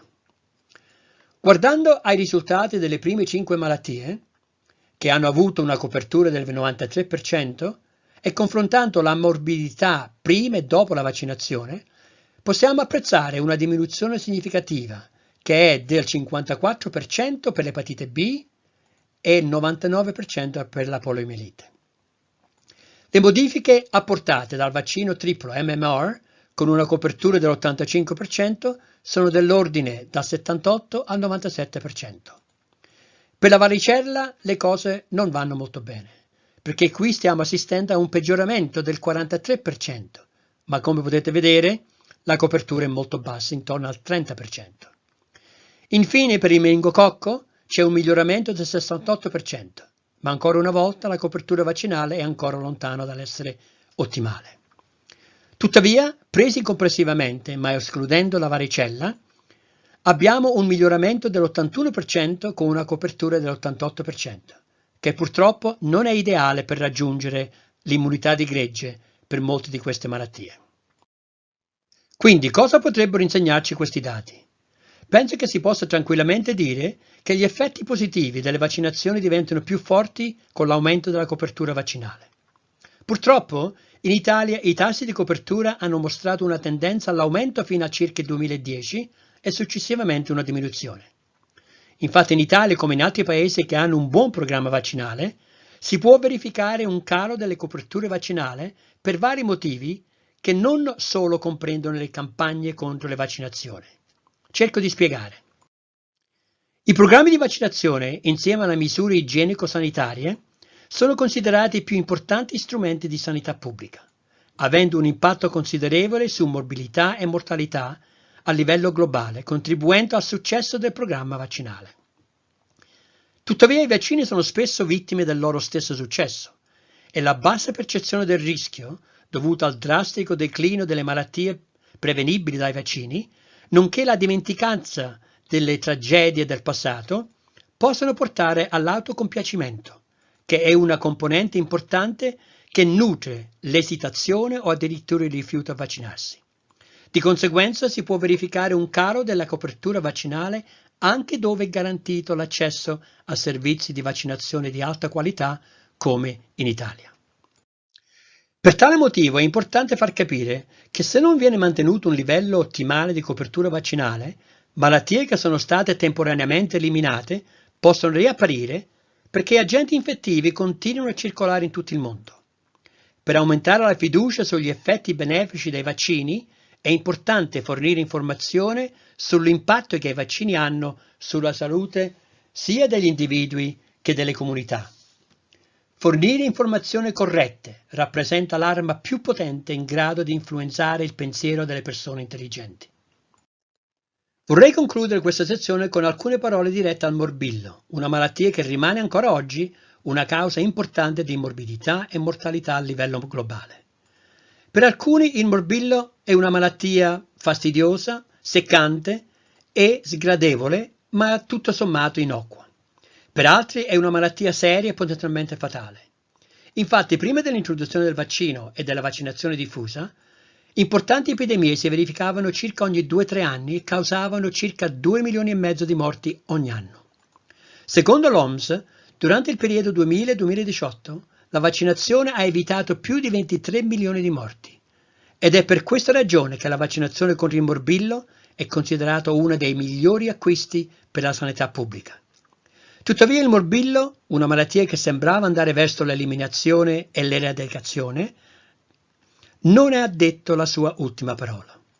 Questa prossima diapositiva, che ho intitolato Morbillo, la malattia mortale, sta tornando, mostra le morti globali dovute alla malattia tra gli anni 2000 e 2019. Il grafico mostra una progressiva diminuzione dei decessi da un massimo di 873.000 nel 1999 a un minimo di 87.000 nel 2016. Ma da lì in poi, quando stavamo per assistere all'inizio di una possibile eradicazione della malattia, si è assistito ad un costante ritorno di decessi che ha raggiunto oltre 200.000 morti nel 2019. Se ora guardiamo la curva che mostra la percentuale di vaccinazione con la prima dose, notiamo un aumento costante e accettabile fino all'85% di copertura raggiunta nel 2011. E da qui si vede che l'85% rappresenta il raggiungimento di una plateau di copertura per quasi l'ultimo decennio. La copertura dell'85% non si avvicina alla soglia necessaria per ottenere l'immunità di gregge per il morbillo, che è una copertura che va dal 92 al 95% e di conseguenza consente la diffusione incontrollata del virus. Questo è un tipico esempio di una malattia che rispondeva molto bene agli sforzi di vaccinazione e quando le cose sono migliorate le persone non l'hanno più vista come una minaccia e stanno abbassando la guardia. Ricorda a tutti che abbassare la guardia permette al virus di propagarsi e se lo fa in qualsiasi parte del mondo può viaggiare e diffondersi di nuovo in tutto il mondo. Vorrei concludere con alcune brevi affermazioni che riassumono punti importanti che tutti dovrebbero tenere a mente. La prima cosa di cui tutti devono rendersi conto è che nulla in medicina è sicuro né efficace al 100%. E con questa informazione in mente concludiamo con alcuni importanti fatti e non miti. La ricerca scientifica non supporta le affermazioni secondo cui la vaccinazione non è sicura. Le vaccinazioni o vaccini non sono collegati all'autismo. Gli scienziati ritengono che i vaccini rafforzano piuttosto che indebolire il sistema immunitario. I vaccini non contengono tossine a livelli non sicuri per il corpo umano. In realtà, noi siamo esposti a queste sostanze ogni giorno perché presenti in natura, negli alimenti ed in molti altri prodotti. Per quanto riguarda il futuro, la comunità scientifica lavora continuamente per migliorare i vaccini esistenti, per produrre nuovi vaccini per altre malattie che continuano ad uccidere milioni di persone in tutto il mondo, come la malaria, tubercolosi e HIV, per affrontare una nuova generazione di vaccini contro il cancro progettati per addestrare il corpo a combattere meglio il cancro. Da tutti i dati che sono stati accumulati negli ultimi 100 anni, basati su evidenze concrete, non confutabili, si può tranquillamente affermare che i vaccini sono una delle più grandi conquiste della scienza biomedica e della salute pubblica, e nessuno dovrebbe avere dubbi sul loro valore. Solo queste ultime due informazioni dovrebbero aiutare a persuadere quelle persone contro i vaccini a riflettere prima di essere così duri nel giudicare le vaccinazioni. Grazie per la vostra attenzione. Ecco, grazie al professor Alfred Tenore, anche se in differita è riuscito in qualche modo a darci delle informazioni preziosissime che dovrebbero farci riflettere sullo stato di benessere di cui abbiamo beneficiato in questi anni grazie all'introduzione e al mantenimento delle vaccinazioni, soprattutto in età pediatrica. Adesso ci avviciniamo all'ultimo intervento che riguarda sempre il Covid, quindi ritorniamo all'argomento di partenza, il Covid, e lo facciamo con il professor Andrea Cossarizza, professore ordinario di patologia generale e immunologia dell'Università di Modena e Reggio Emilia, un po' considerato il faro della comunità scientifica internazionale perché per primo, assieme alla sua meravigliosa equipe, ha indagato il virus SARS-CoV-2, in particolare gli effetti sul sistema immunitario, andando quindi a controllare, a vedere appunto quali tipi di cellule sono coinvolte nella nostra difesa contro il virus e come, se è possibile, appunto controllarle. Io lascio la parola al professor Cossarizza e spero appunto che ci illustri anche insomma le ultime frontiere, i suoi nuovi studi insomma sul Covid, di cui tutti possiamo essere veramente orgogliosissimi. Grazie Maria, grazie a tutti, a Carlo e agli altri amici per l'invito a partecipare a questo meeting, che ovviamente mi sono venuto con grandissima gioia e felicità, anche perché si tiene a Udine, che è di fatto la mia città. Dunque, quello che volevo dire all'inizio è che sono abbastanza colpito da un paio di cose. La prima è la fantasia dei Novax, perché è un'oretta abbondante che stanno copiando e incollando le stesse cose, per cui vorrei consigliare loro di controllare bene le loro tastiere, perché tra un po' il tasto CTRL-C, CTRL-V va a male. La seconda cosa è che non capisco per quale motivo viene scritto nazista in modo curioso, cioè c'è un punto tra il na e il zista. Non vorrei che avessero paura di essere bannati, come dovrebbe, da Facebook o da YouTube o da altri social media, perché usano parole che, come dire, in questo periodo non sarebbe il caso di utilizzare. Comunque, ciò detto, saluto gli amici Novax, ricordando loro che ne abbiamo ricoverati parecchi in quelli di Modena e siamo comunque riusciti a salvarli e hanno anche cambiato abbastanza idea sui vaccini. Dunque, in realtà io vorrei parlare poco dei vaccini, ma un po' del virus e di quello che accade, vuoi nell'infezione naturale, vuoi quando ci sono degli interventi medici, interventi fatti a vario livello.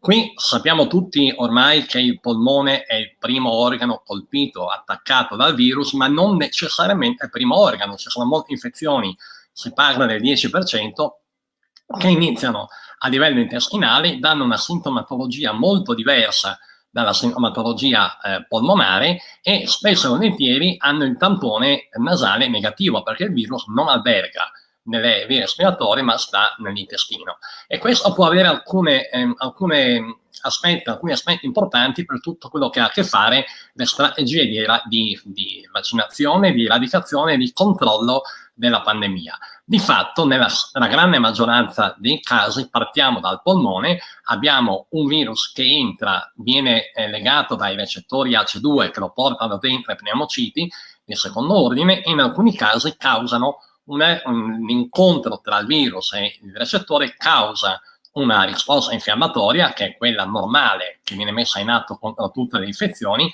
la quale poi degrada in qualche modo, e quando c'è una iperattivazione del sistema immunitario o quando c'è una serie di problemi legati alla conformazione del polmone, ricordiamo che nelle persone anziane i polmoni sono organi un po' diversi rispetto a 50 anni prima, perché posseggono molto più tessuto fibrotico, molti più macrofagi alveolari, sono capaci di avere un assetto infiammatorio maggiore e quindi sono molto più predisposti a sviluppare infiammazioni serie, cioè di grande importanza.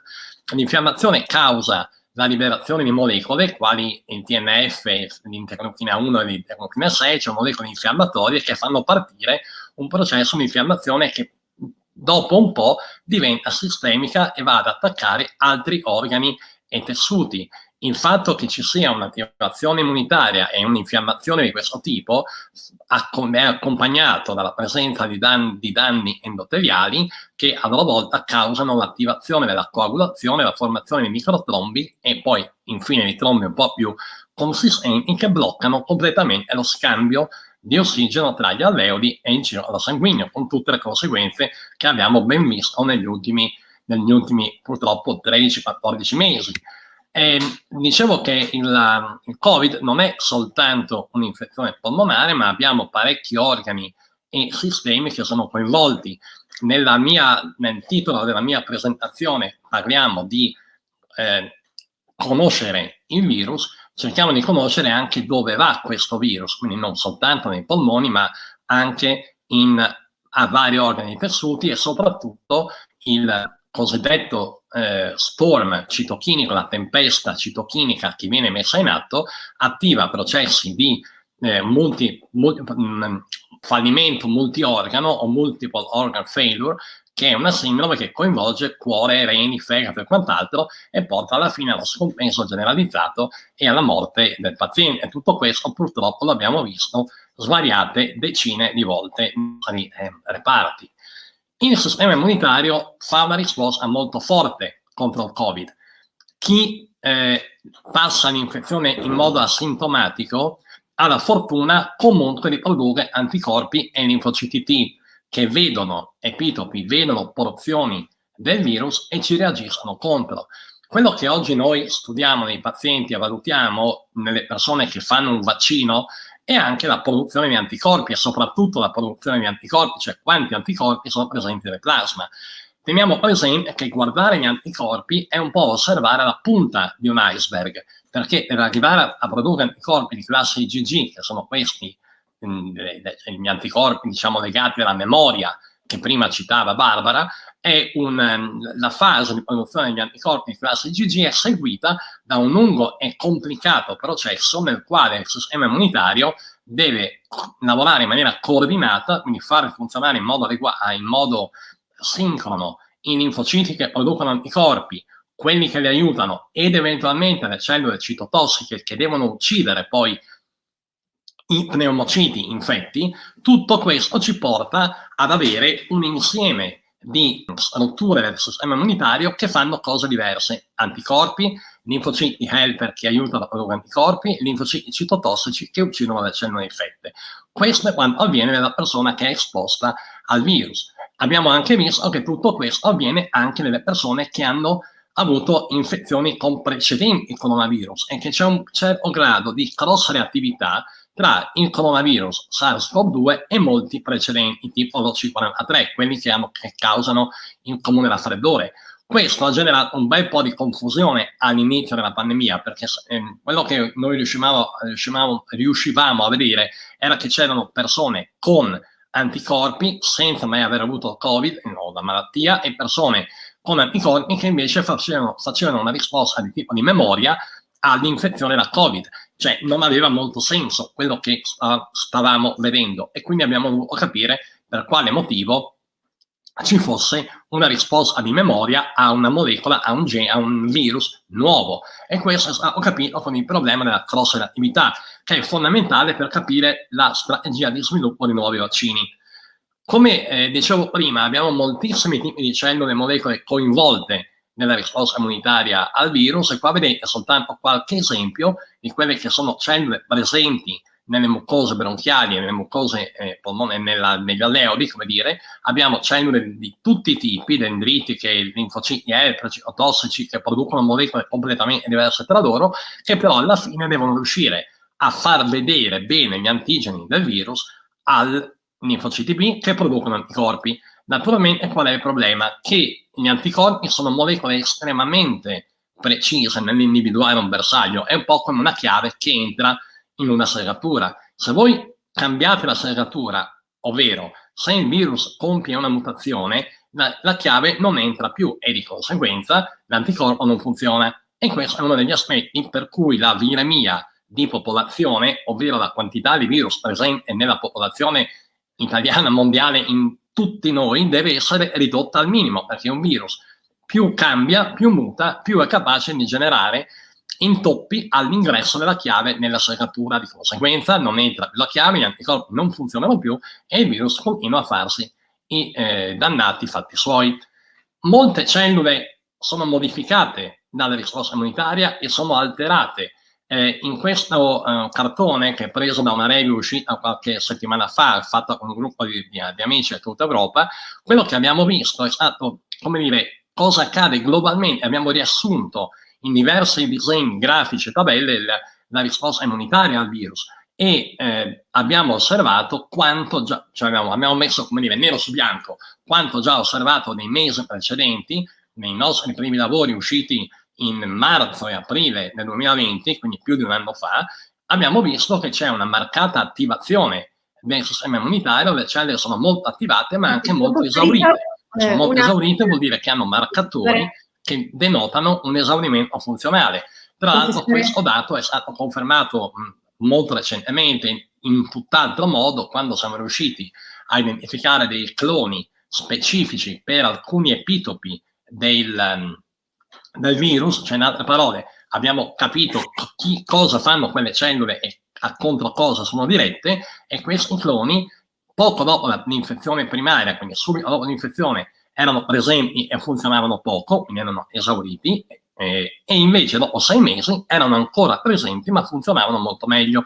Quindi c'è una variazione nella qualità della risposta al virus nel tempo, e questa variazione dipende essenzialmente da come è il decorso, da come avviene il processo di controllo dell'infiammazione e da come i linfociti, sia CD4 che CD8, controllano in qualche modo, regolano la risposta infiammatoria e regolano l'attività dei linfociti B, cioè di quelli che producono anticorpi. Cioè, in altre parole, c'è un coordinamento molto grosso che va avanti per un sacco di tempo. Tutto ciò a partire dalla risposta innata a un virus, ovvero, in altre parole, la prima risposta a ogni infezione è comunque una risposta infiammatoria. Quindi abbiamo i monociti, abbiamo i neutrofili, tutte cellule che riconoscono patogeni in maniera abbastanza ampia e ci fanno una risposta infiammatoria contro, ed è il primo movens di ogni risposta immunitaria, ed è anche uno dei motivi per cui quando veniamo vaccinati è molto frequente avere reazioni febbrili, avere dolore, avere gonfiore, avere linfonodi che si ingrossano, perché è una risposta infiammatoria indotta dalla vaccinazione. Tutte le risposte immunitarie, tutte iniziano con un processo infiammatorio. Questa è la regola di tutti noi. Cosa può succedere? Il processo infiammatorio dipende da molti fattori legati alla genetica. Questo è un lavoro a cui abbiamo partecipato anche noi, uscito su Nature qualche settimana fa, in cui sono stati studiati due corti, una corte inglese e i dati in Inghilterra sono stati confermati da due corti indipendenti, una in Europa fatta da tutti una serie di studi.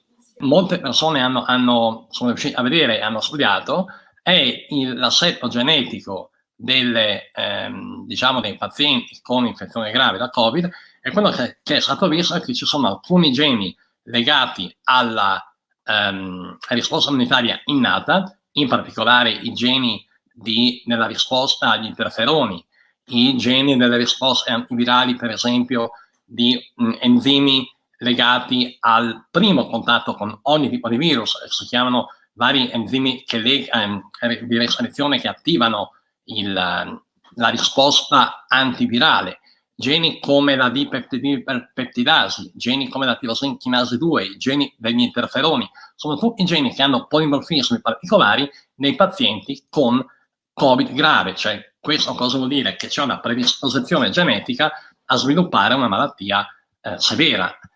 Viceversa, ci sono altri geni i cui prodotti proteggono molto bene dall'infiammazione e quindi dalla malattia grave, e che anche questi geni sono stati identificati dallo studio di Nature uscito appunto poco tempo fa. Un altro aspetto importante è il fatto che l'infezione è diversa nei tipi di persone. Ci sono alcuni tipi di persone che hanno un'infezione più grave, per esempio le persone anziane sono molto più soggette a sviluppare un Covid severo delle persone giovani, e questo l'abbiamo visto con la mortalità che era veramente drammatica. L'80% delle persone decedute sono state quelle sopra i 70 anni. Ora, con la vaccinazione e con buona pace dei nostri amici Novax, avendo vaccinato una gran parte della popolazione oltre gli 80 anni, abbiamo visto che la mortalità è crollata in quella fascia d'età, e la mortalità come età media si è un po' abbassata, ma si è abbassata semplicemente perché le persone anziane sono morte molto di meno e quelle più giovani sono un po' più resistenti all'infezione. E questo ha portato ad altri aspetti importanti, cioè a decidere strategie di vaccinazione mirate verso particolari popolazioni e rispetto ad altre. Un argomento importante poi che sta uscendo per fare una carrellata dei problemi attuali è dove sono localizzate le cellule di memoria e come viene mantenuta la memoria immunologica. Tutti noi sappiamo che per mantenere la memoria le cellule devono vedere il loro antigene, cioè devono continuamente riconoscere qualcosa, cioè è come se voi andate a giocare a pallacanestro, fate un certo periodo di gioco e poi vi sedete in panchina. Se rimanete in panchina troppo tempo vi raffreddate e non giocate bene poi, quindi dovete scaldarvi ogni tanto, no? E quindi prima di entrare in campo fate una scaldatina e poi entrate. I linfociti funzionano più o meno uguali. Se li tenete fermi si dimenticano quello che fanno, per cui devono continuare a vedere l'antigene.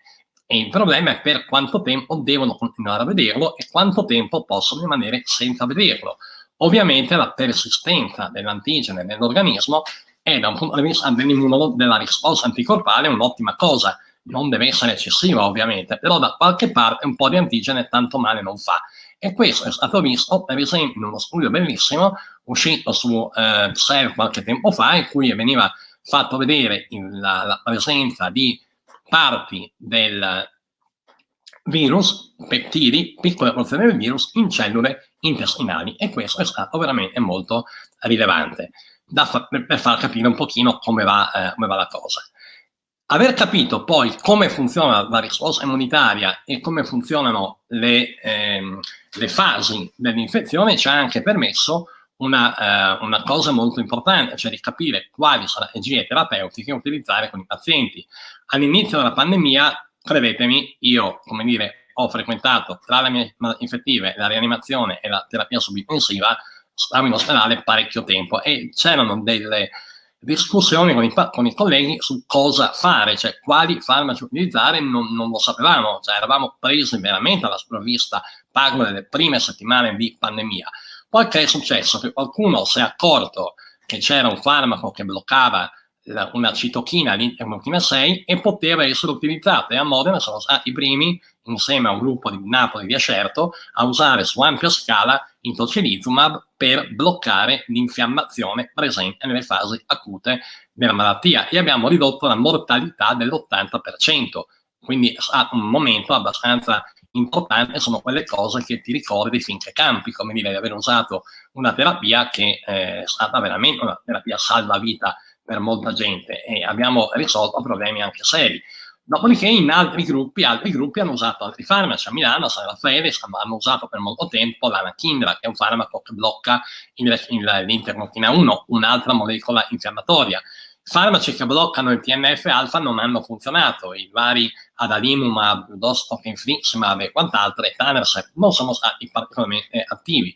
Hanno funzionato bene e in alcuni momenti i cortisonici, però soltanto al paziente sotto terapia sotto ossigeno, per capirci. Quindi l'eparina funziona molto bene subito, quando non c'è ancora uno stato di compromissione polmonare, ma abbiamo capito che questa patologia va affrontata in modo complesso, in modo integrato, usando un particolare farmaco in una fase della malattia, dell'infezione. Non tutto funziona sempre, quindi usando un approccio integrato abbiamo capito come comportarci con i malati e non è stato mica un brutto momento. Il problema del virus ora ci diventa: da dove deriva il virus e dove va? Questo l'abbiamo capito, ma rimangono alcuni aspetti un po', come dire, complicati da vari punti di vista. Il primo aspetto complicato è capire chi è l'ospite. Ho avuto una discussione qualche giorno fa, parlando con dei colleghi, sul fatto che il virus può adattarsi alla specie umana. Quindi l'ipotesi era: il virus prima o poi si dà una calmata perché si deve adattare all'uomo in quanto l'uomo è il suo ospite. Il corollario, cioè la logica di questo ragionamento, qual è? Che prima o poi la pianta anche lui di fare quello che sta facendo, cioè di produrre tutti i danni che stiamo vedendo. Il problema è un altro, che questo non è così, non è vero, non si può umanizzare un virus. Il virus è un pezzo di genoma che si replica e pensa soltanto a replicarsi, e che poi l'uomo sia il suo ospite terminale è tutto da vedere, perché il virus vive tranquillamente e felice dentro i pipistrelli vivono a milioni di animali in colonie e lì dentro il virus è nel suo ambiente esatto. Quindi che un virus passi all'uomo è un fatto puramente incidentale. Ai virus dell'uomo non interessa assolutamente niente, stanno benissimo dove stanno, dei pipistrelli, quello dell'ambiente, campano lì. Quindi quando passano da noi non è che si adattano all'uomo, semplicemente siamo noi che dobbiamo capire come eventualmente bloccarli, e possiamo bloccare ovviamente con i vaccini, ma in assenza di vaccini quello che deve accadere è che dobbiamo sviluppare un'immunità contro questi virus, cioè sopravvive soltanto il più forte, ma perché e muoiono i più deboli. Questo perché accada richiede un atteggiamento di tipo nazista, come ricordato dai nostri amici Novax, e questo atteggiamento non è ovviamente accettabile. Di conseguenza non possiamo pensare di lasciare andare le cose come stanno. Però perché per avere un'immunità, diciamo, che copra tutte le persone, dobbiamo ragionare in termini di OC43, cioè con i vecchi virus del raffreddore, che hanno messo decine se non centinaia di anni per riuscire a avere un equilibrio con l'uomo, per cui tutti quanti i ragazzini si infettano con il raffreddore, si ammalano, guariscono e mantengono un'immunità contro il raffreddore che si portano dietro fino a 100 anni. Ora, chi ha 50 anni adesso non lo può fare perché per ovvi motivi non ha modo di vaccinarsi in maniera automatica come fa un ragazzino di pochi anni. Quindi è un tipo di immunità che non è assolutamente accettabile e non può funzionare. L'altro aspetto importante è che con questo calcolo uno riesce a capire il tempo che ci si mette per avere quello che è il passaggio da una epidemia a una endemia, ovvero da una malattia che causa una strage a una malattia che è endemica dentro la specie, ovvero dentro l'uomo. Ci sono molti dati, molti studi che fanno capire che a seconda del rate di infezione, del famoso R0, e di quello che è il fatality ratio, cioè il rapporto tra mortalità e infezione, cioè quanti morti ci sono per ogni infetto in percentuale, e questo ti dice il tempo che ci può mettere un virus per andare in equilibrio con la specie. Nel caso del SARS-CoV-2 il calcolo è che ci metta almeno 80 anni. Quindi vuol dire che per avere un equilibrio tra noi e il virus ci vogliono 80 anni. Io non credo di avere 80 anni davanti.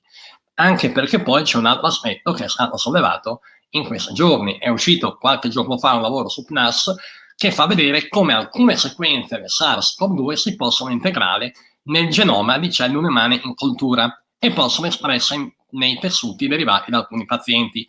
È un lavoro molto controverso, erano già usciti dei dati a dicembre, non confermati, insomma c'è un po' di maretta in questo settore, perché il problema è capire se un virus, che è un virus a RNA, si può integrare nel genoma o meno.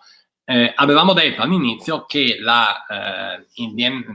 SARS-CoV-2 non possiede un enzima capace di farlo e non lo possono fare neanche le cellule umane, a meno che non ci siano particolari situazioni in provetta in cui tu forzi il sistema e con degli artifici riesci a manipolare in qualche modo la proliferazione cellulare, ma sono situazioni assolutamente non fisiologiche, questo non accade nell'organismo, però è abbastanza interessante tenere in considerazione anche questa ipotesi e cercare di capire quanto il SARS-CoV-2 possa in qualche modo interferire con il nostro genoma e fare quello che fanno i retrovirus da svariate centinaia di milioni di anni, ovvero integrarsi in parte, integrare delle sequenze nel nostro genoma.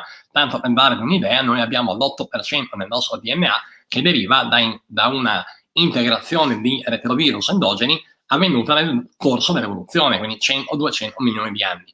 Tra quel tempo lì ci sarà un po' di avremo un po' di DNA in più che ci sarà stato regalato da tutta una serie di virus che ci infettano, come accade da quando c'è la vita su questo pianeta. Io con questo direi che non ho altro da raccontarvi, vi saluto tutti e ovviamente sono a disposizione per qualunque cosa.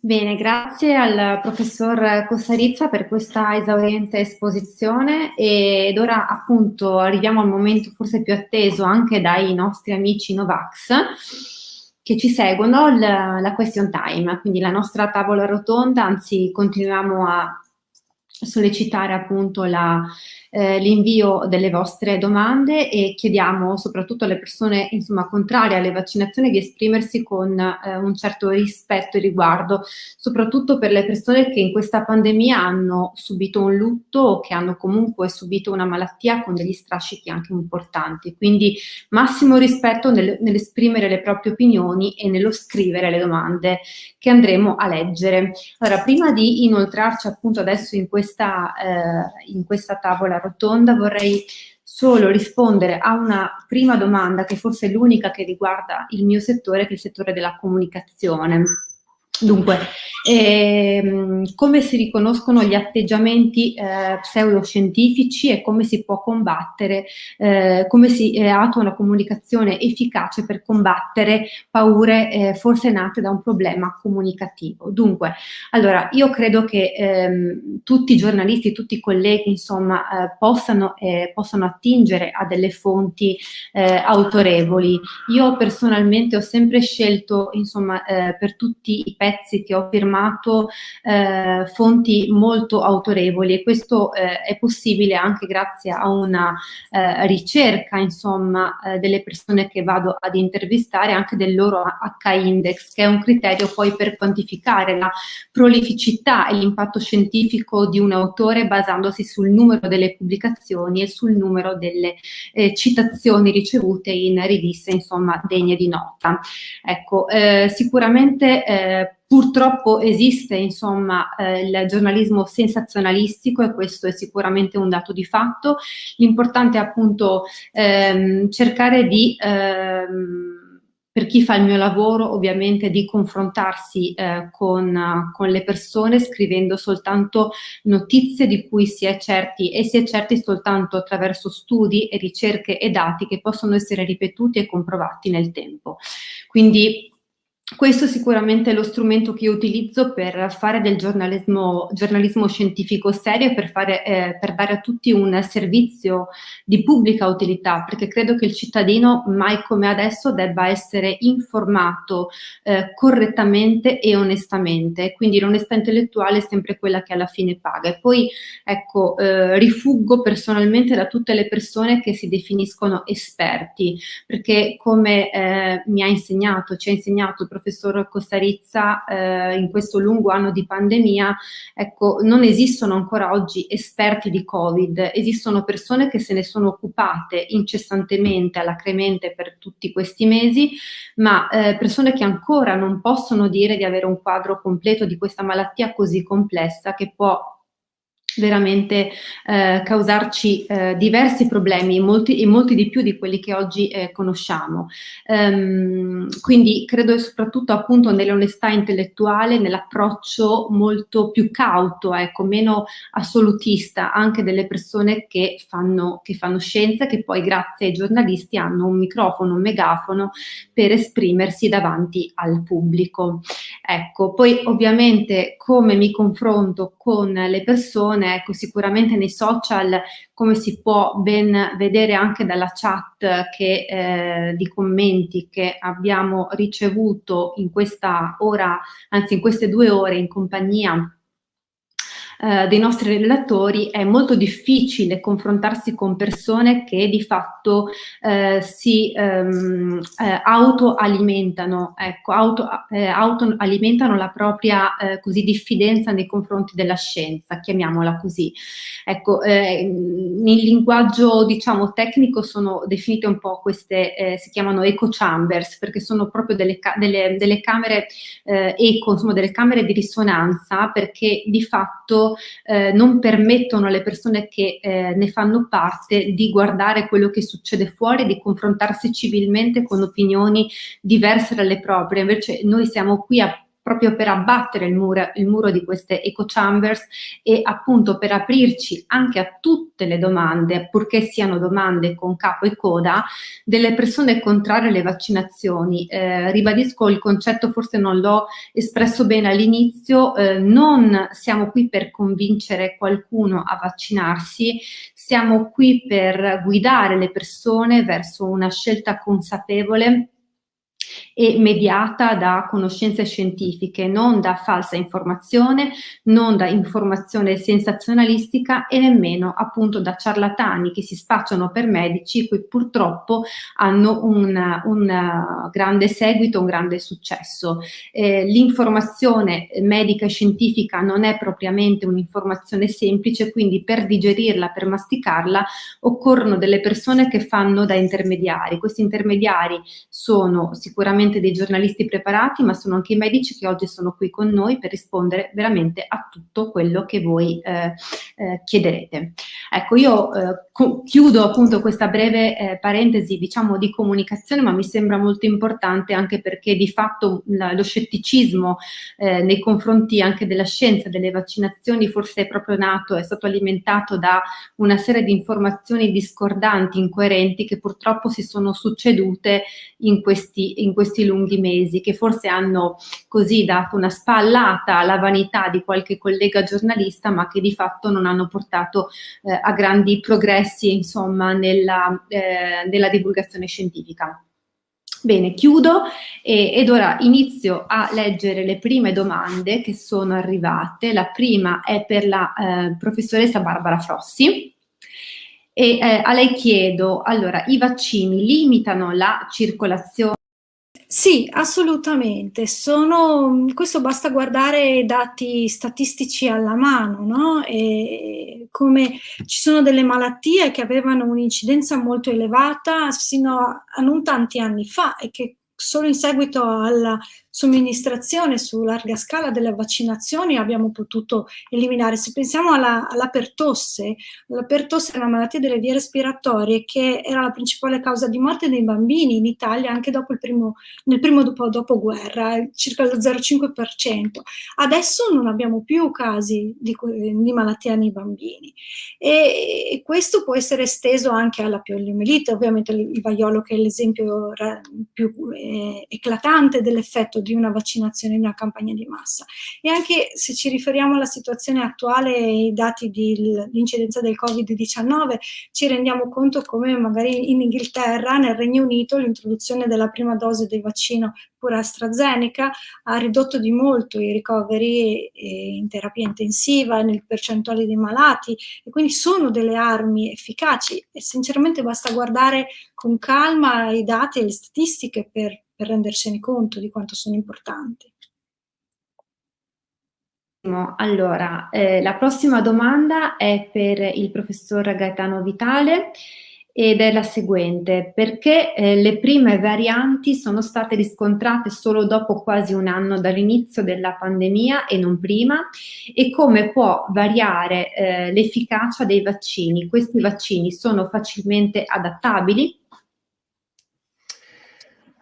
Allora, il virus muta, è un fenomeno assolutamente naturale. Io sono stato sorpreso dalla rapidità con cui sono comparse queste mutazioni. È un processo, la mutazione, poi la selezione delle mutazioni, cioè delle forme più adattate del virus, diciamo, a propagarsi nella popolazione, è un fenomeno assolutamente naturale. Dal punto di vista biologico parliamo di selezione darwiniana, no?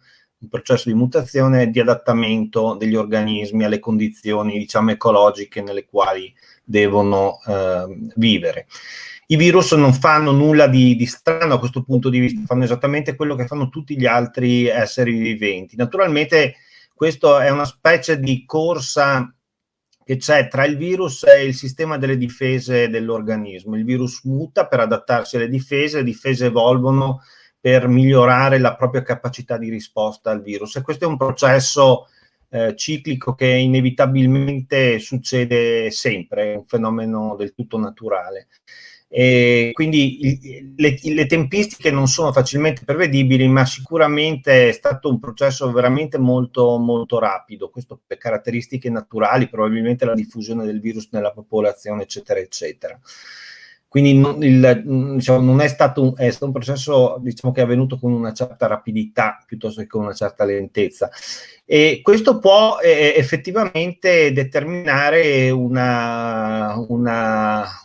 diciamo, la necessità di adattare anche i vaccini. Quelli che abbiamo a disposizione, i dati che ci sono al momento, ci dicono che quelli che abbiamo a disposizione sono efficaci contro le variabili che sono presenti in questo momento nella popolazione. E uno dei vantaggi che avevo accennato, diciamo, durante la presentazione, soprattutto ai vaccini a RNA, è quello di essere facilmente modificabili in questo senso. Possono essere rapidamente adattati alle nuove varianti, perché sono poi sintetizzati sulla base di sequenze che vengono continuamente aggiornate dalle ricerche che vengono fatte sulle varianti, quindi è possibile, nel caso in cui compaiono varianti verso i quali i vaccini non sono efficaci, adattarle effettivamente alle nuove varianti. Perfetto. Allora, proseguiamo con il professor Cossarizza e a lui chiedo come sono cambiati incidenza, mortalità e ricoveri con il progredire della campagna vaccinale. Beh, credo che i numeri siano sotto gli occhi di tutti. L'incidenza della malattia, soprattutto dei ricoveri, è calata moltissimo, la mortalità è ridotta di un terzo nelle ultime settimane, per cui è evidente che il meccanismo funziona. Io però volevo rispondere a un paio di insulti che ho letto sulla chat di alcuni signori che non hanno neanche il coraggio di mettere il loro nome. Ma una domanda potrebbe essere interessante, ovvero quelli che chiamate vaccini non sono stati sperimentati a lungo termine. Avete il dovere di dirlo. Piccolo particolare, questo denota un certo grado di ignoranza, perché in realtà l'utilizzo dell'RNA messaggero come vettore per portare informazioni alle cellule e far produrre proteine che inducano una risposta immunitaria è un processo che è nato più o meno nel 1995, quindi sono 26 anni fa. 26 anni fa è stato visto che l'RNA messaggero può indurre una risposta cellula immediata, 2 anni dopo che induce anticorpi, e dopo altri 3 o 4 anni sono partiti i primi trials vaccinali nella ricerca contro il cancro, perché chi ha sviluppato i vaccini a RNA, questo gruppo tedesco, che poi è stato fondato da company, la BioNTech, e un altro ancora negli Stati Uniti, usavano l'RNA messaggero di oncogeni, ovvero di geni che escono quando c'è un tumore, per vaccinare le persone con quel tumore, nella speranza che la risposta immunitaria contro queste proteine oncogenetiche funzionasse contro il tumore originale. E tutto questo è una cosa che è cominciata intorno al 2001-2003, quindi sono 20 anni più o meno che c'è una sperimentazione sui vaccini a RNA, e in questi 20 anni di sperimentazione, che ovviamente è accompagnata da studi sull'animale, su vari tipi di animali, non è mai stato riportato alcun effetto pericoloso a lungo termine dei vaccini, per cui uno che dice che sono vaccini nuovi che non sono stati provati o quant'altro semplicemente ignora quello che è successo precedentemente.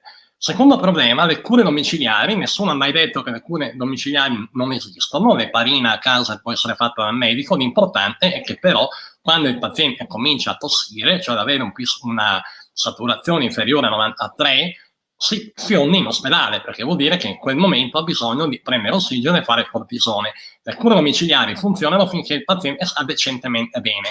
Quando il paziente comincia ad avere qualche problema deve andare in ospedale. C'è un lavoro nuovo uscito adesso sull'Lancet che parla di un antinfiammatorio di tipo cortisonico che può essere dato per aerosol non appena c'è il primo sentore di infezione, quindi con un quadro respiratorio assolutamente nella norma.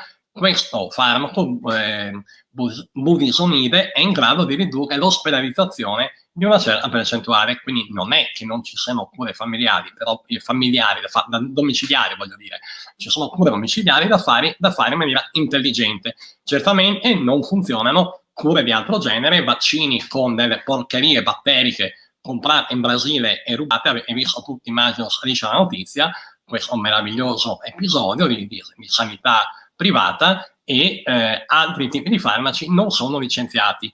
L'idrossiclorochina è stato visto non funzionare, il remdesivir, il famoso farmaco antivirale, è stato visto non funzionare.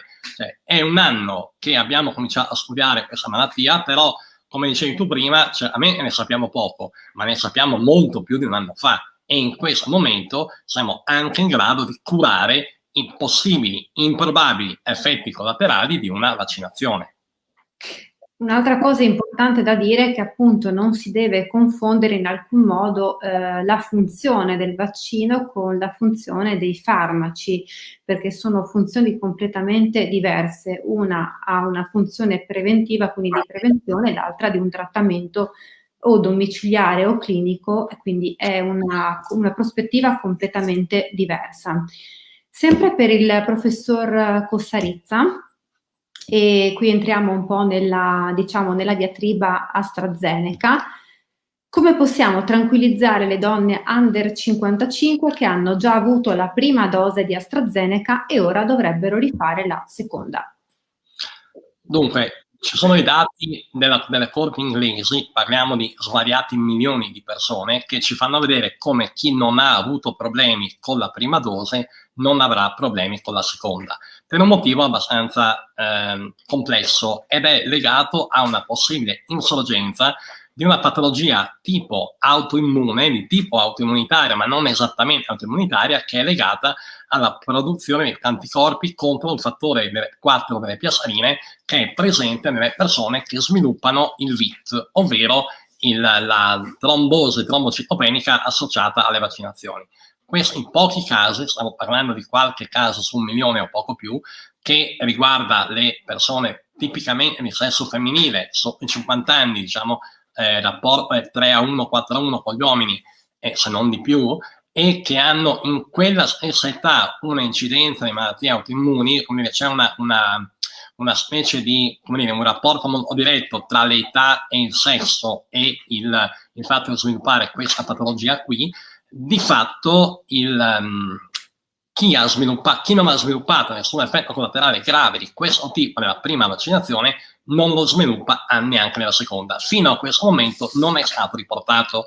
È importante dire però che stiamo parlando di fino a questo momento, per cui mai come in questa pandemia dobbiamo attenerci ai dati e non esibirci in nessuna previsione sul futuro, perché di solito sono tutte sbagliate. Per cui quello che possiamo dire è, fino ad oggi, tutte le persone che hanno ricevuto la prima dose e non hanno avuto effetti collaterali di questo tipo, non ne hanno avuti neanche con la seconda dose. Punto. Se da domani saltano fuori 3.000 casi in una settimana, è un altro paio di maniche. Non è probabile, però non possiamo certamente parlare del futuro. Stiamo con i piedi per terra. Si parla di quello che accade oggi, dei dati. Parliamo dei dati attualmente disponibili.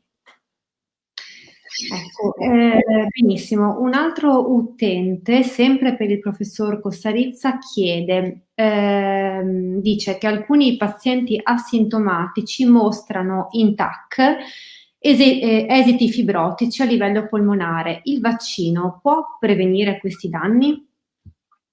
Bella domanda, probabilmente sì.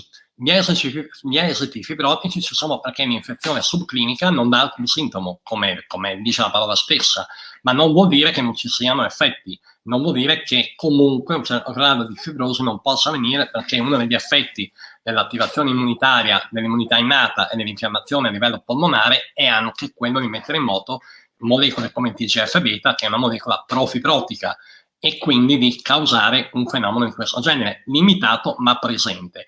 Abbiamo visto quadri veramente drammatici in molti pazienti post-Covid che però in qualche modo si sono risolti, soprattutto se erano giovani, per motivi legati al fatto che nell'invecchiamento ci sono molti più problemi di questo genere, cioè di fibrosi polmonare, rispetto alle persone, ai giovani. Sicuramente un vaccino, se impedisce l'infiammazione, perché con un vaccino il virus ai polmoni non ci dovrebbe arrivare, dovrebbe essere fermato prima nelle altre vie respiratorie, nei bronchi, quindi anche se il vaccino non induce molte IgA, o meglio, non sono misurabili in qualche modo, perché non è che tu puoi vaccinare uno e puoi fare una biopsia bronchiale per vedere se c'è le IgA, insomma è ovvio, non lo puoi fare per vedere se c'è anticorpi nei bronchi o nei polmoni. Quello che noi possiamo però vedere nei modelli animali è che un blocco del virus nelle altre vie respiratorie è sufficiente a impedire la discesa nel polmone e quindi i danni a livello polmonare. Certamente le vaccinazioni hanno anche come effetto collaterale quello di prevenire il post-Covid. Perfetto. Ed ora ritorniamo con la professoressa Frossi e chiediamo a lei perché è importante per chi ha già contratto l'infezione da SARS-CoV-2 ricevere comunque la vaccinazione.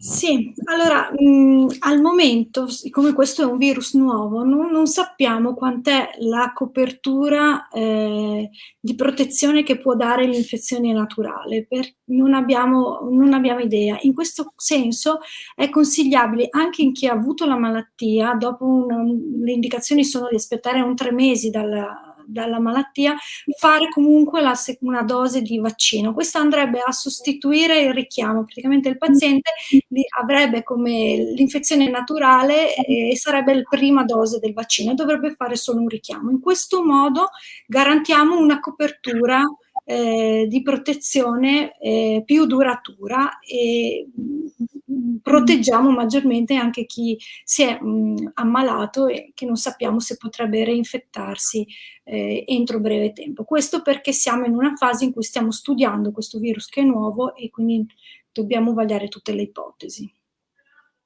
Benissimo. Ritornerei sul professor Costarizza con questa domanda. Ci sono indicazioni sui vaccini per le donne incinte? Sappiamo insomma che già in America sono state immunizzate circa 90.000 donne durante la gestazione e sappiamo che è iniziata anche la sperimentazione proprio in Sardegna. Inoltre aggiungo a questa domanda, non so se ce ne saranno delle altre poi sempre sull'argomento, però vorrei aggiungere anche per il professor Costarizza una domanda sui bambini, ecco, donne incinte e bambini che sono state considerate all'inizio appunto quelle categorie fragili da lasciare appunto in disparte, no?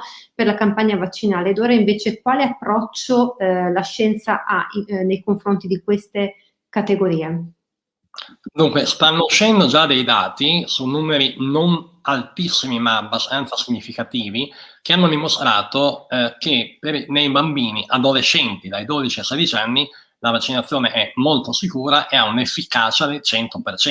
Cioè, in altre parole, è un lavoro uscito da poco che riporta i dati di Pfizer, i ragazzini vaccinati, 1 migliaio contro 1 migliaio non vaccinati, in quelli non vaccinati ci sono state 17 infezioni, in quelli vaccinati 0, efficacia 100%. Ora i numeri stanno aumentando ancora, per cui io sarei molto contento di vedere le vaccinazioni, ovviamente quando sarà il momento, anche nelle fasce di età più giovani e anche prima ancora, perché se noi blocchiamo la trasmissione del virus nei bambini, nei giovani e quant'altro, blocchiamo il riservoire, il serbatoio, e quindi non diamo al virus la possibilità di replicarsi e di sbagliare mentre si replica e quindi di fare mutazioni. Quindi bloccare la pandemia e bloccare la viremia di popolazione è assolutamente fondamentale.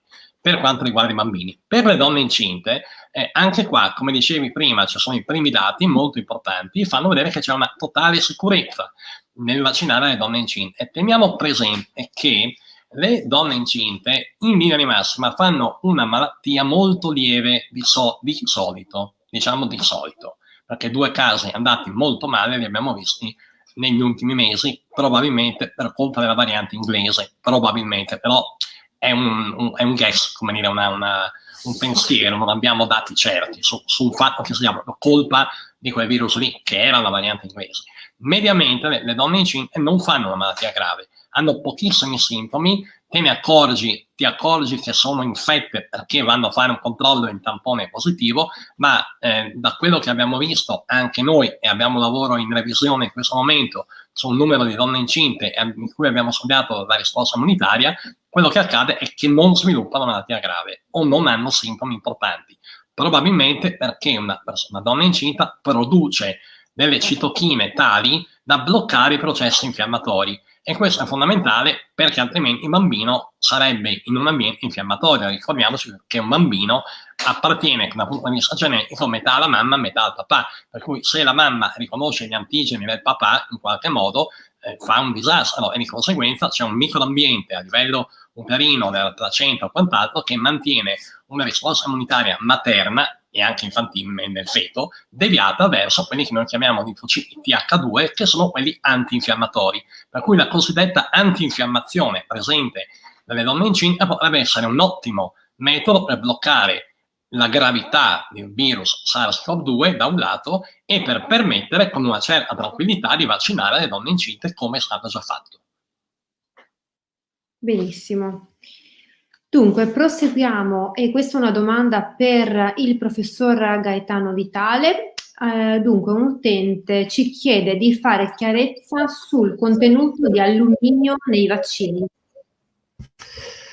Allora Maria, ogni singola componente di un vaccino è nota ed è in generale in ogni farmaco deve essere approvata da una serie di enti regolatori.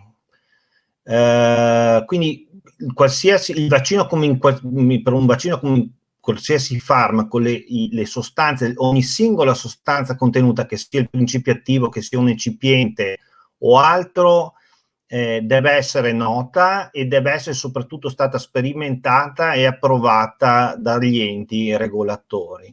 Ora, è vero che l'idrossido di alluminio, cioè un derivato, diciamo, dell'alluminio, è utilizzato come adiuvante. Io ho spiegato durante la mia presentazione che il sistema immunitario ha bisogno di essere allertato della presenza degli antigeni. Il sistema immunitario reagisce a una sostanza non solo perché è in grado di vederla, ma anche perché, anzi, necessariamente perché deve essere vista come una minaccia.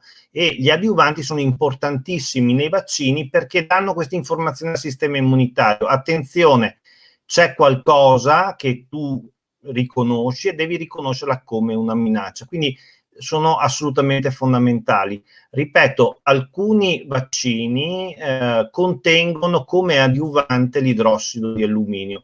Ora io sinceramente, siccome ci sono più di 100, ci sono centinaia i vaccini che sono in varie fasi, diciamo, di sperimentazione, io non so, e so con certezza che l'idrossido di alluminio è uno dei pochi adiuvanti che sono autorizzati dagli enti regolatori. Non so con certezza adesso in quali dei tanti vaccini a disposizione, forse in questo mi possono aiutare i colleghi, l'allume, scusate, che appunto è l'idrossido di alluminio, sia utilizzato. Non credo che in quelli che attualmente in utilizzo in Italia sia l'allume, sia sicuramente non lo è nei vaccini a RNA, immagino non lo sia neanche in quelli adenovirali, però diciamo, ripeto, è una componente autorizzata per l'uso nei vaccini. Benissimo, allora passiamo di nuovo al professor Cossarizza e a lui chiedo quali anticorpi possono essere utilizzati per l'immunizzazione passiva, solo quelli derivanti da infezione naturale oppure anche quelli indotti da un vaccino? Allora, prima chiudo una piccola cosa sull'alluminio. Cioè, l'alluminio è un metallo leggero presente in enorme quantità nell'ambiente e rappresenta l'8% della crosta terrestre. Noi con l'acqua potabile ne possiamo assumere 0,2 mg al litro, che è la dose, diciamo, massima consentita.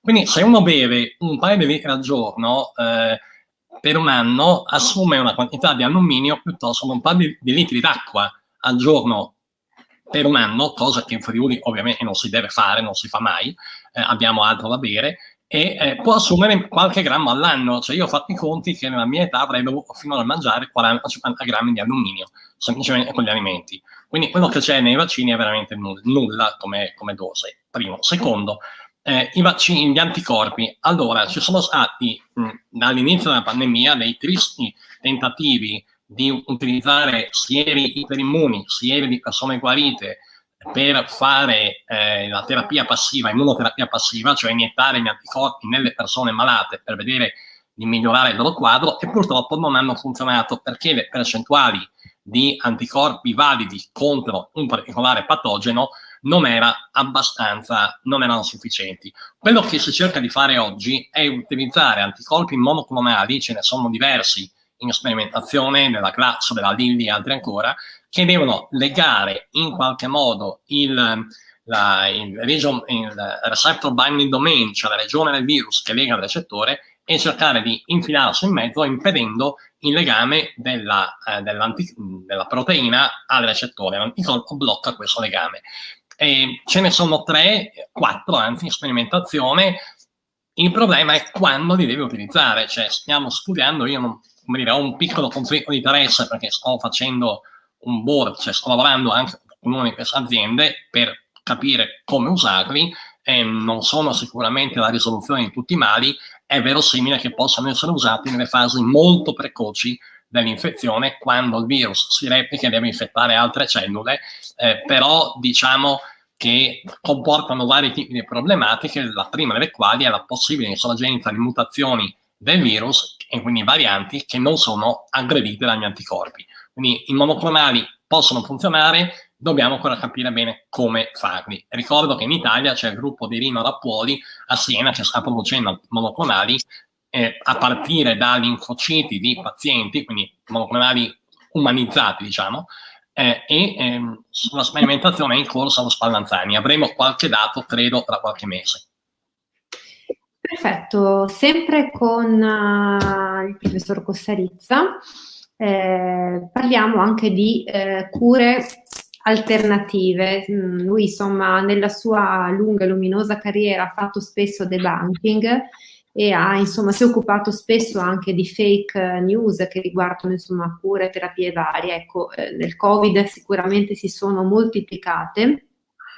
E quindi ricordiamo, insomma, le, tra virgolette, pseudoterapia, la vitamina C, la vitamina D, l'idrossiclorochina, l'ozonoterapia, la lattoferrina, eccetera. Ecco, cosa possiamo dire in proposito e cosa possiamo dire alle persone che magari hanno creduto, insomma, in un miracolo più semplice di quello dei vaccini, insomma, nella cura dietro l'angolo di cui nessuno parla, ecco. Beh, all'inizio della pandemia andava bene tutto, cioè non c'era un farmaco che funzionasse, parlo delle prime 3-4 settimane, per cui veramente è stato sperimentato in maniera non ovviamente peregrina, ragionandoci su con le solide basi scientifiche. È stato pensato di utilizzare farmaci come idrossiclorochina, che è un blando antinfiammatorio, per bloccare l'infiammazione presente. non c'è dubbio che ci fosse un razionale, io ero molto interessato a vedere cosa succedeva, purtroppo non ha funzionato, non è stata utile, non ha ridotto la mortalità e la morbidità.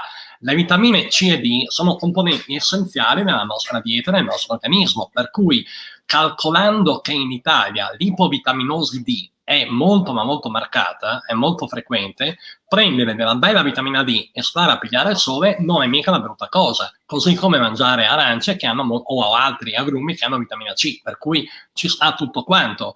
È un aiuto che dai al sistema immunitario, sicuramente non è una terapia, però, come dire, io 2 arance al giorno ne faccio anche al mattino. Ciò detto, altri farmaci, come altri tentativi come l'ozonoterapia, la lattoferrina, eccetera, non hanno assolutamente funzionato nel prevenire la gravità, nel migliorare la qualità, come dire, il decorso della malattia, nel prevenire la gravità o quant'altro. Quindi fino a questo momento le cure che funzionano sono in primo luogo i vaccini, che non è una cura ma è una prevenzione, come abbiamo detto 1000 volte, e poi le cure a base di eparina, di cortisonici più ossigenoterapia in ospedale, di farmaci come tocilizumab e dopodiché tutto il sostegno che viene dato nelle terapie intensive con i supporti adeguati. Perfetto. Un'ultima domanda, credo poi non ce ne siano altre, per il professor Gaetano Vitale. Dopo aver fatto la prima dose di vaccino, è utile fare un test sierologico per sapere se si sono formati gli anticorpi e quanti? Nell'ultima diapositiva che ho mostrato nella mia presentazione, dati dell'Istituto Superiore di Sanità, è dimostrato che anche dopo una singola dose di vaccino si riesce a ottenere una riduzione del rischio di mortalità del 99% sostanzialmente. Quindi questo è un dato indiretto che dimostra che i vaccini sono estremamente efficaci. Perché cosa vuol dire? Vuol dire che in una popolazione di vaccinati la probabilità rispetto a una popolazione che ha le identiche caratteristiche di persone che non sono state vaccinate, quindi non hanno avuto una protezione, diciamo, immunitaria dal vaccino, la probabilità è diciamo quasi del 99% inferiore. Quindi i vaccini funzionano. Ora, chiaramente è possibile fare un test sierologico per verificare questo, ma non avrebbe un'utilità a livello di popolazione, non aumenterebbe, diciamo, da un punto di vista generale della popolazione la certezza del dato che vi ho proposto nella diapositiva. E naturalmente, come qualsiasi test diciamo sanitario, bisogna misurare il rapporto costo-benefici. Sarebbe estremamente dispendioso andare a verificare in ogni singola persona che ha fatto la vaccinazione la presenza degli anticorpi, sapendo, ripeto, che nel 99% delle persone in un campione la probabilità di contrarre la malattia poi, insomma, è così elevata. Ecco, non so se spero di essermi spiegato con questo esempio. Benissimo, allora c'è però un'ultimissima domanda, è sempre per il professor Cossarizza, e dice una giovane donna che ha sofferto di una malattia cardiovascolare piuttosto rara, la dissezione coronarica, può incontrare problemi con i vaccini? Allora, una risposta scientificamente valida sarebbe questa. Bisognerebbe prendere 100 persone che hanno avuto questo problema di salute, metà di vaccini e metà non di vaccini, e poi capisci qual è l'effetto del vaccino in questo tipo di patologia. Questa è una risposta scientifica. Non ci sono dati per dire di sì o di no, però ha buon senso.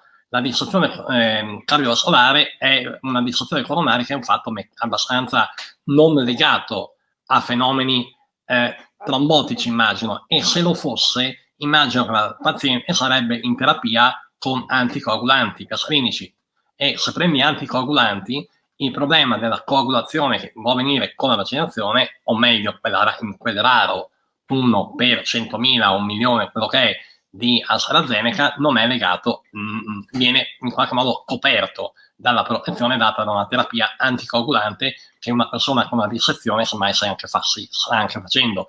Però in linea di principio non mi sembra una patologia tale da controindicare una vaccinazione. Ok, ecco, allora, aggiungo solo una cosa, e sempre per il professor Cossarizza, ma poi se qualcun altro vuole anche intervenire, sarebbe ben importante. Ecco, sempre più spesso si assiste a questa, preferenza degli utenti che si prenotano la vaccinazione, no? Questa preferenza per il vaccino o Pfizer o Moderna, c'è il rifiuto di AstraZeneca. Ecco, io vorrei che magari forse sia il professor Cossarizza che magari appunto anche il professor Vitale intervenissero su questo tema, perché credo che veramente molte persone sentano di ricevere con AstraZeneca un vaccino di serie B, un vaccino veramente molto pericoloso, invece il Pfizer un vaccino di serie A destinato insomma a pochi eletti. Ecco, credo che insomma dobbiamo comunque anche impegnarci per dire insomma che questa è assolutamente una notizia falsa e che è un vaccino assolutamente efficace proprio come Pfizer. Quindi lascio a voi anche questa risposta, perché credo che sia uno dei dubbi o delle domande più ricorrenti o delle perplessità più ricorrenti tra le persone che ancora non hanno effettuato la prenotazione. Il premier Draghi e la moglie sono stati vaccinati con AstraZeneca, il generale Figliuolo è stato vaccinato con AstraZeneca. Non credo siano andati lì per suicidarsi. AstraZeneca ha avuto l'enorme problema di una comunicazione fatta nel peggiore dei modi. Cioè, tra 10 anni o forse prima, quando qualcuno scriverà un libro sulla pandemia e su come è andata la gestione dei vaccini, ci sarà un capitolo che si intitola Cosa non si deve fare. Al 90% sarà occupato da quello che è stato fatto da AstraZeneca, che non è un'azienda che ha mai fatto vaccini e che ha cominciato a farli in questa fase e non ha assolutamente iniziato con il piede giusto. Per quale motivo? Quando fai un trial di registrazione di un vaccino non puoi lasciare fuori alcune categorie di persone, per esempio quelle over 65 anni. Quello che ha fatto AstraZeneca è stato reclutare un gran numero di persone tra i 18 e i 55, qualcuno tra i 55 e i 65 e poi basta, a differenza di quanto ha fatto Moderna, in cui c'era un gruppo di persone vaccinate tra i 65 e gli 85 anni, in cui il vaccino ha funzionato perfettamente. AstraZeneca cosa ha combinato? Ha vaccinato nel trial registrativo questo tipo di persone, ovvero sotto i 55, con qualche picco, con qualche punta tra i 55 e i 65. Quindi il farmaco, il vaccino, è stato registrato all'AIFA e all'EMA, quindi all'ente europeo e all'ente italiano, come farmaco vaccino da usare in quella popolazione lì, in quel settore di persone. Ed è quello che si è cominciato a fare. Dopodiché che succede? Con la mancanza di dosi, con la necessità di vaccinare persone più anziane, per quanto uno possa essere chiamato anziano a 55 anni, cosa che mi guarderei bene dal fare per motivi autobiografici, come dire, è cominciata la vaccinazione oltre i 55 e oltre i 65.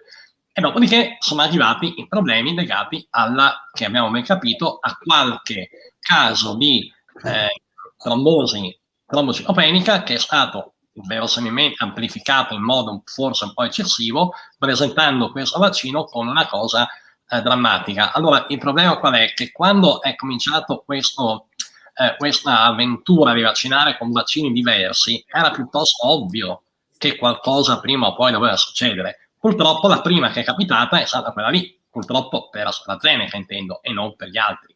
Questa è la mia visione dei fatti. E di conseguenza il vaccino è stato bollato come un vaccino pericoloso e quant'altro, che andava usato sotto i 55, no, non è vero, sopra, anzi da 65 a 80 facciamo prima di 50. Cioè questo è quello che è successo. E il problema non è che la gente dia i numeri, è semplicemente che ti devi fare guidare dalle indicazioni che ci sono, dal vedere gli effetti collaterali quando vengono fuori e da quella che è la pandemia in corso. Nessuno di noi, parlo per me, credo anche i miei amici qui di fronte che vedo, non hanno mai visto una pandemia in vita loro, cioè l'ultima è nel 1918-20, per cui non c'è un manuale Cencelli o un Bignami su come ti risolvo la pandemia. bisogna cercare di andare avanti e di capire nel migliore dei modi le cose da fare. Se uno cambia in itinere non è drammatico, non è che siamo tutti matti, è semplicemente che dobbiamo cercare di migliorare le prestazioni a seconda di quello che accade. Primo aspetto. Secondo aspetto, l'efficacia di AstraZeneca è del tutto paragonabile a quella degli altri. Cioè, quando parliamo, io sono un po' scettico quando leggo i numeri, no? Cioè efficacia 80%, 85, 91 e quant'altro. Il problema è che questo è un trial clinico in cui tu vaccini una popolazione di persone diversa dalla gente normale, perché sono quelli che partecipano a un trial. Di conseguenza tu gli telefoni 3 volte alla settimana, li segui, li coccoli, eccetera, eccetera. La popolazione che fa un trial clinico non è la vita reale. Nella vita reale le cose possono andare anche molto meglio, a dire la verità, perché ci sono esempi di vaccini che hanno funzionato con una certa efficacia nei trial e hanno funzionato molto meglio dopo il trial, nella vita di tutti i giorni. Per cui il problema di AstraZeneca è un problema enorme di comunicazione e di come è stata gestita la vicenda, in primo luogo da AstraZeneca stessa, in secondo luogo dal sensazionalismo e dopodiché dai vari governi che hanno usato un po' AstraZeneca ai loro scopi forse personali, politici o elettorali. Non è un vaccino di serie B, è un vaccino che funziona benissimo. Oggi, se ci dovessero essere effetti collaterali, sappiamo perfettamente come trattarli, anzi come riconoscerli e come trattarli. C'è un lavoro uscito adesso su trombosis e hemostasis, che è il giornale principale degli eventi trombotici, che ti racconta per filo e per segno come sono state messe a posto in poco più di 48 ore delle persone che avevano una trombosi trombocitopenica indotta dal vaccino, e questo è quanto. Quindi non è un vaccino di serie B, è un vaccino sicuro, ha degli effetti collaterali come tutti i farmaci del mondo. Se prendete l'aspirina e leggete cosa c'è dentro, o meglio quali sono i possibili effetti, buttate via la scatola e non guardate più un farmaco in vita vostra. Questo rientra purtroppo nella normalità. Benissimo. Io aggiungo solo che personalmente io ho fatto AstraZeneca e quindi evidentemente anche credo la professoressa Frossi abbia fatto anche lei AstraZeneca, quindi ho letto proprio oggi volevo appunto dirti che sono proprio il caso clinico, sono donna under 55, ho fatto tutte e 2 le dosi di AstraZeneca già da un po' di tempo e come me diverse colleghe e amiche, insomma. Quindi mi sento molto tranquilla di rassicurare chiunque abbia qualche remore, qualche preoccupazione, che è comprensibile appunto per tutti i difetti di comunicazione che ci sono stati, una comunicazione esagerata, eccessivamente gridata e non supportata da dati scientifici o letti con criticità, e quindi per il momento sono un esempio positivo dell'efficacia Aggiungo che ho letto oggi un dato su uno studio pubblicato da un gruppo dell'Università di Ferrara, in cui diciamo un preprint in realtà, in cui si dice che l'efficacia dell'AstraZeneca è del tutto paragonabile a quello dei vaccini RNA dei Pfizer e del Moderna. Questo è un dato reale, diciamo, nella popolazione di persone che sono state vaccinate qui da noi nel periodo fino alla fine di aprile. Quindi da questo punto, anche dal punto di vista dell'efficacia, possiamo assolutamente dare dei dati rassicuranti. No, ecco, mi sembrava una cosa giusta da dire, almeno nella chiusa, perché insomma molte persone poi ce l'hanno questo dubbio e lo sento quotidianamente, quindi è importante che vengano rassicurate. È comparsa un'ultimissima, lo so che lo dico da mezz'ora, ma è l'ultimissima vera domanda. Allora, una ragazza ci scrive: dopo la prima dose relativa reazione allergica cutanea, il vaccino fa la sua funzione e, fatto il vaccino in allattamento, gli anticorpi passano sicuramente al piccolo o no? Come prima non ci sono sufficienti dati per poter dire certamente passano al bambino, perché non ci sono studi randomizzati che fanno vedere una misura degli anticorpi del latte materno rispetto alle persone vaccinate rispetto a chi ha già avuto il Covid.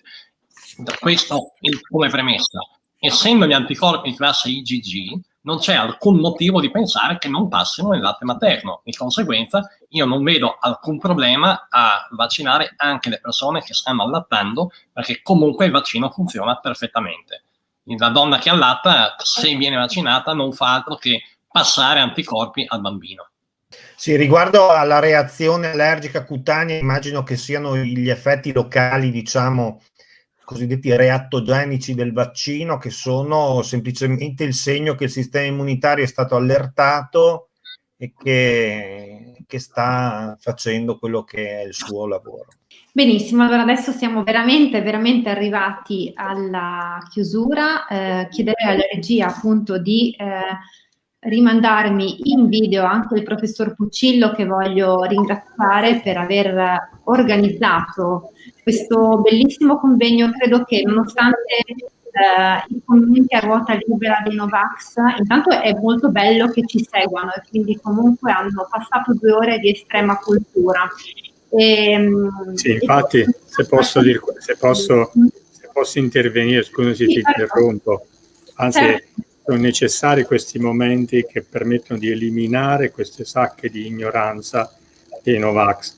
Certamente il confronto è qualcosa che nella cultura scientifica è fondamentale, ma certamente leggere qualcosa che non ha né testa né coda né corpo è anche difficile da rispondere, perché i meme che sono stati ripetuti e che continuano a essere postati anche come risposta a domande poste da persone che avevano necessità di conoscere sono, non dico ridicoli, sono vergognosi e sono soltanto frutto di ignoranza, non c'è altro da dire. Quindi questo convegno, che ringrazio logicamente i vari partecipanti che hanno dato una grande dimostrazione di che cosa significa la scienza, cosa significa aver studiato e riportare quelle che sono delle considerazioni fornite da dati scientifici e non da guessing. Quello che può fare una persona che ha minimamente ignoranza è quello di sentire, quindi riversare quello che è il proprio astio dovuto all'ignoranza, appunto, su persone che hanno dedicato il loro tempo anche a quello che è la salvaguardia degli ignoranti.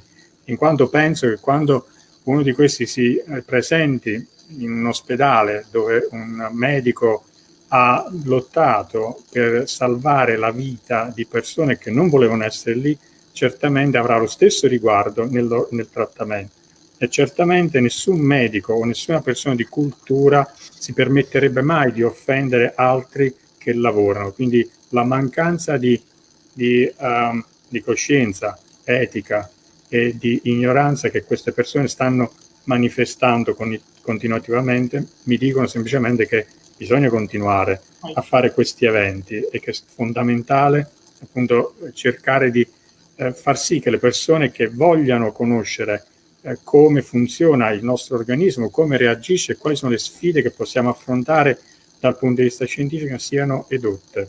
Grazie. Ecco, grazie professor Carlo Puccillo, anzi penso che sia proprio, cioè spero che appunto oltre alla valanga di commenti Novax e quindi di numerosi gruppi che ci hanno seguito, spero che appunto in questo marasma di persone, credo numerosissime, ci siano state anche molte persone dubbiose che invece grazie agli interventi dei relatori abbiano così ripensato la loro scelta, abbiano capito quanto sia importante invece optare per una scelta vaccinale attiva. Vorrei chiudere innanzitutto ringraziando nuovamente il professor Puccillo per aver organizzato questo evento, che ricordo appunto un evento comunque fortemente voluto anche dall'ufficio divulgazione scientifica dell'Ateneo Udinese, e vorrei ringraziare, comunque citare anche Alessandra Missana per il supporto insomma tecnico precedente all'evento. Ringrazio anche Silvia Tonon, Gaia Tomadini, Leonoria Martinis e Luca Tosoni per averci comunque anche supportato in chat nella selezione delle domande interessanti a cui abbiamo appunto risposto. Quindi un grazie a tutti voi. Chiudo soltanto lasciandovi questa riflessione sul vaccino. Cioè che cos'è un vaccino? Così per chiudere, è a mio avviso, per me è un moltiplicatore di salute, perché fa bene al nostro corpo, alla nostra salute chiaramente fisica, è molto importante anche alla salute degli ospedali che durante la pandemia sono stati particolarmente vessati dal Covid, e quindi vorrei tanto che potessero riprendere insomma tutte le sue naturali funzioni, soprattutto anche tutti i reparti di oncologia, chirurgia eccetera, riprendere appunto tutte le attività di routine che sono fondamentali, perché sappiamo che appunto esistono pazienti Covid, ma esistono anche tutti gli altri pazienti che hanno uguali diritti e doveri insomma di essere curati. Non per ultimo, insomma, il vaccino è un moltiplicatore di salute perché fa molto bene alla nostra economia. Sappiamo che è importantissimo per il nostro paese ripartire insomma in tutti gli ambiti. Soltanto con questa forma di protezione potremo farlo. È inutile scendere in piazza con no mask, no vax, io apro, senza assumerci la responsabilità in prima persona, cioè non lasciando indistintamente agli altri l'onere della scelta. Non aspettiamo insomma di vedere il cambiamento negli altri, ma siamo noi stessi il cambiamento che vogliamo vedere nel mondo, e se questo cambiamento è la conclusione della pandemia dobbiamo farci vaccinare, farlo al più presto, senza indugiare e senza paura. Vaccinatevi!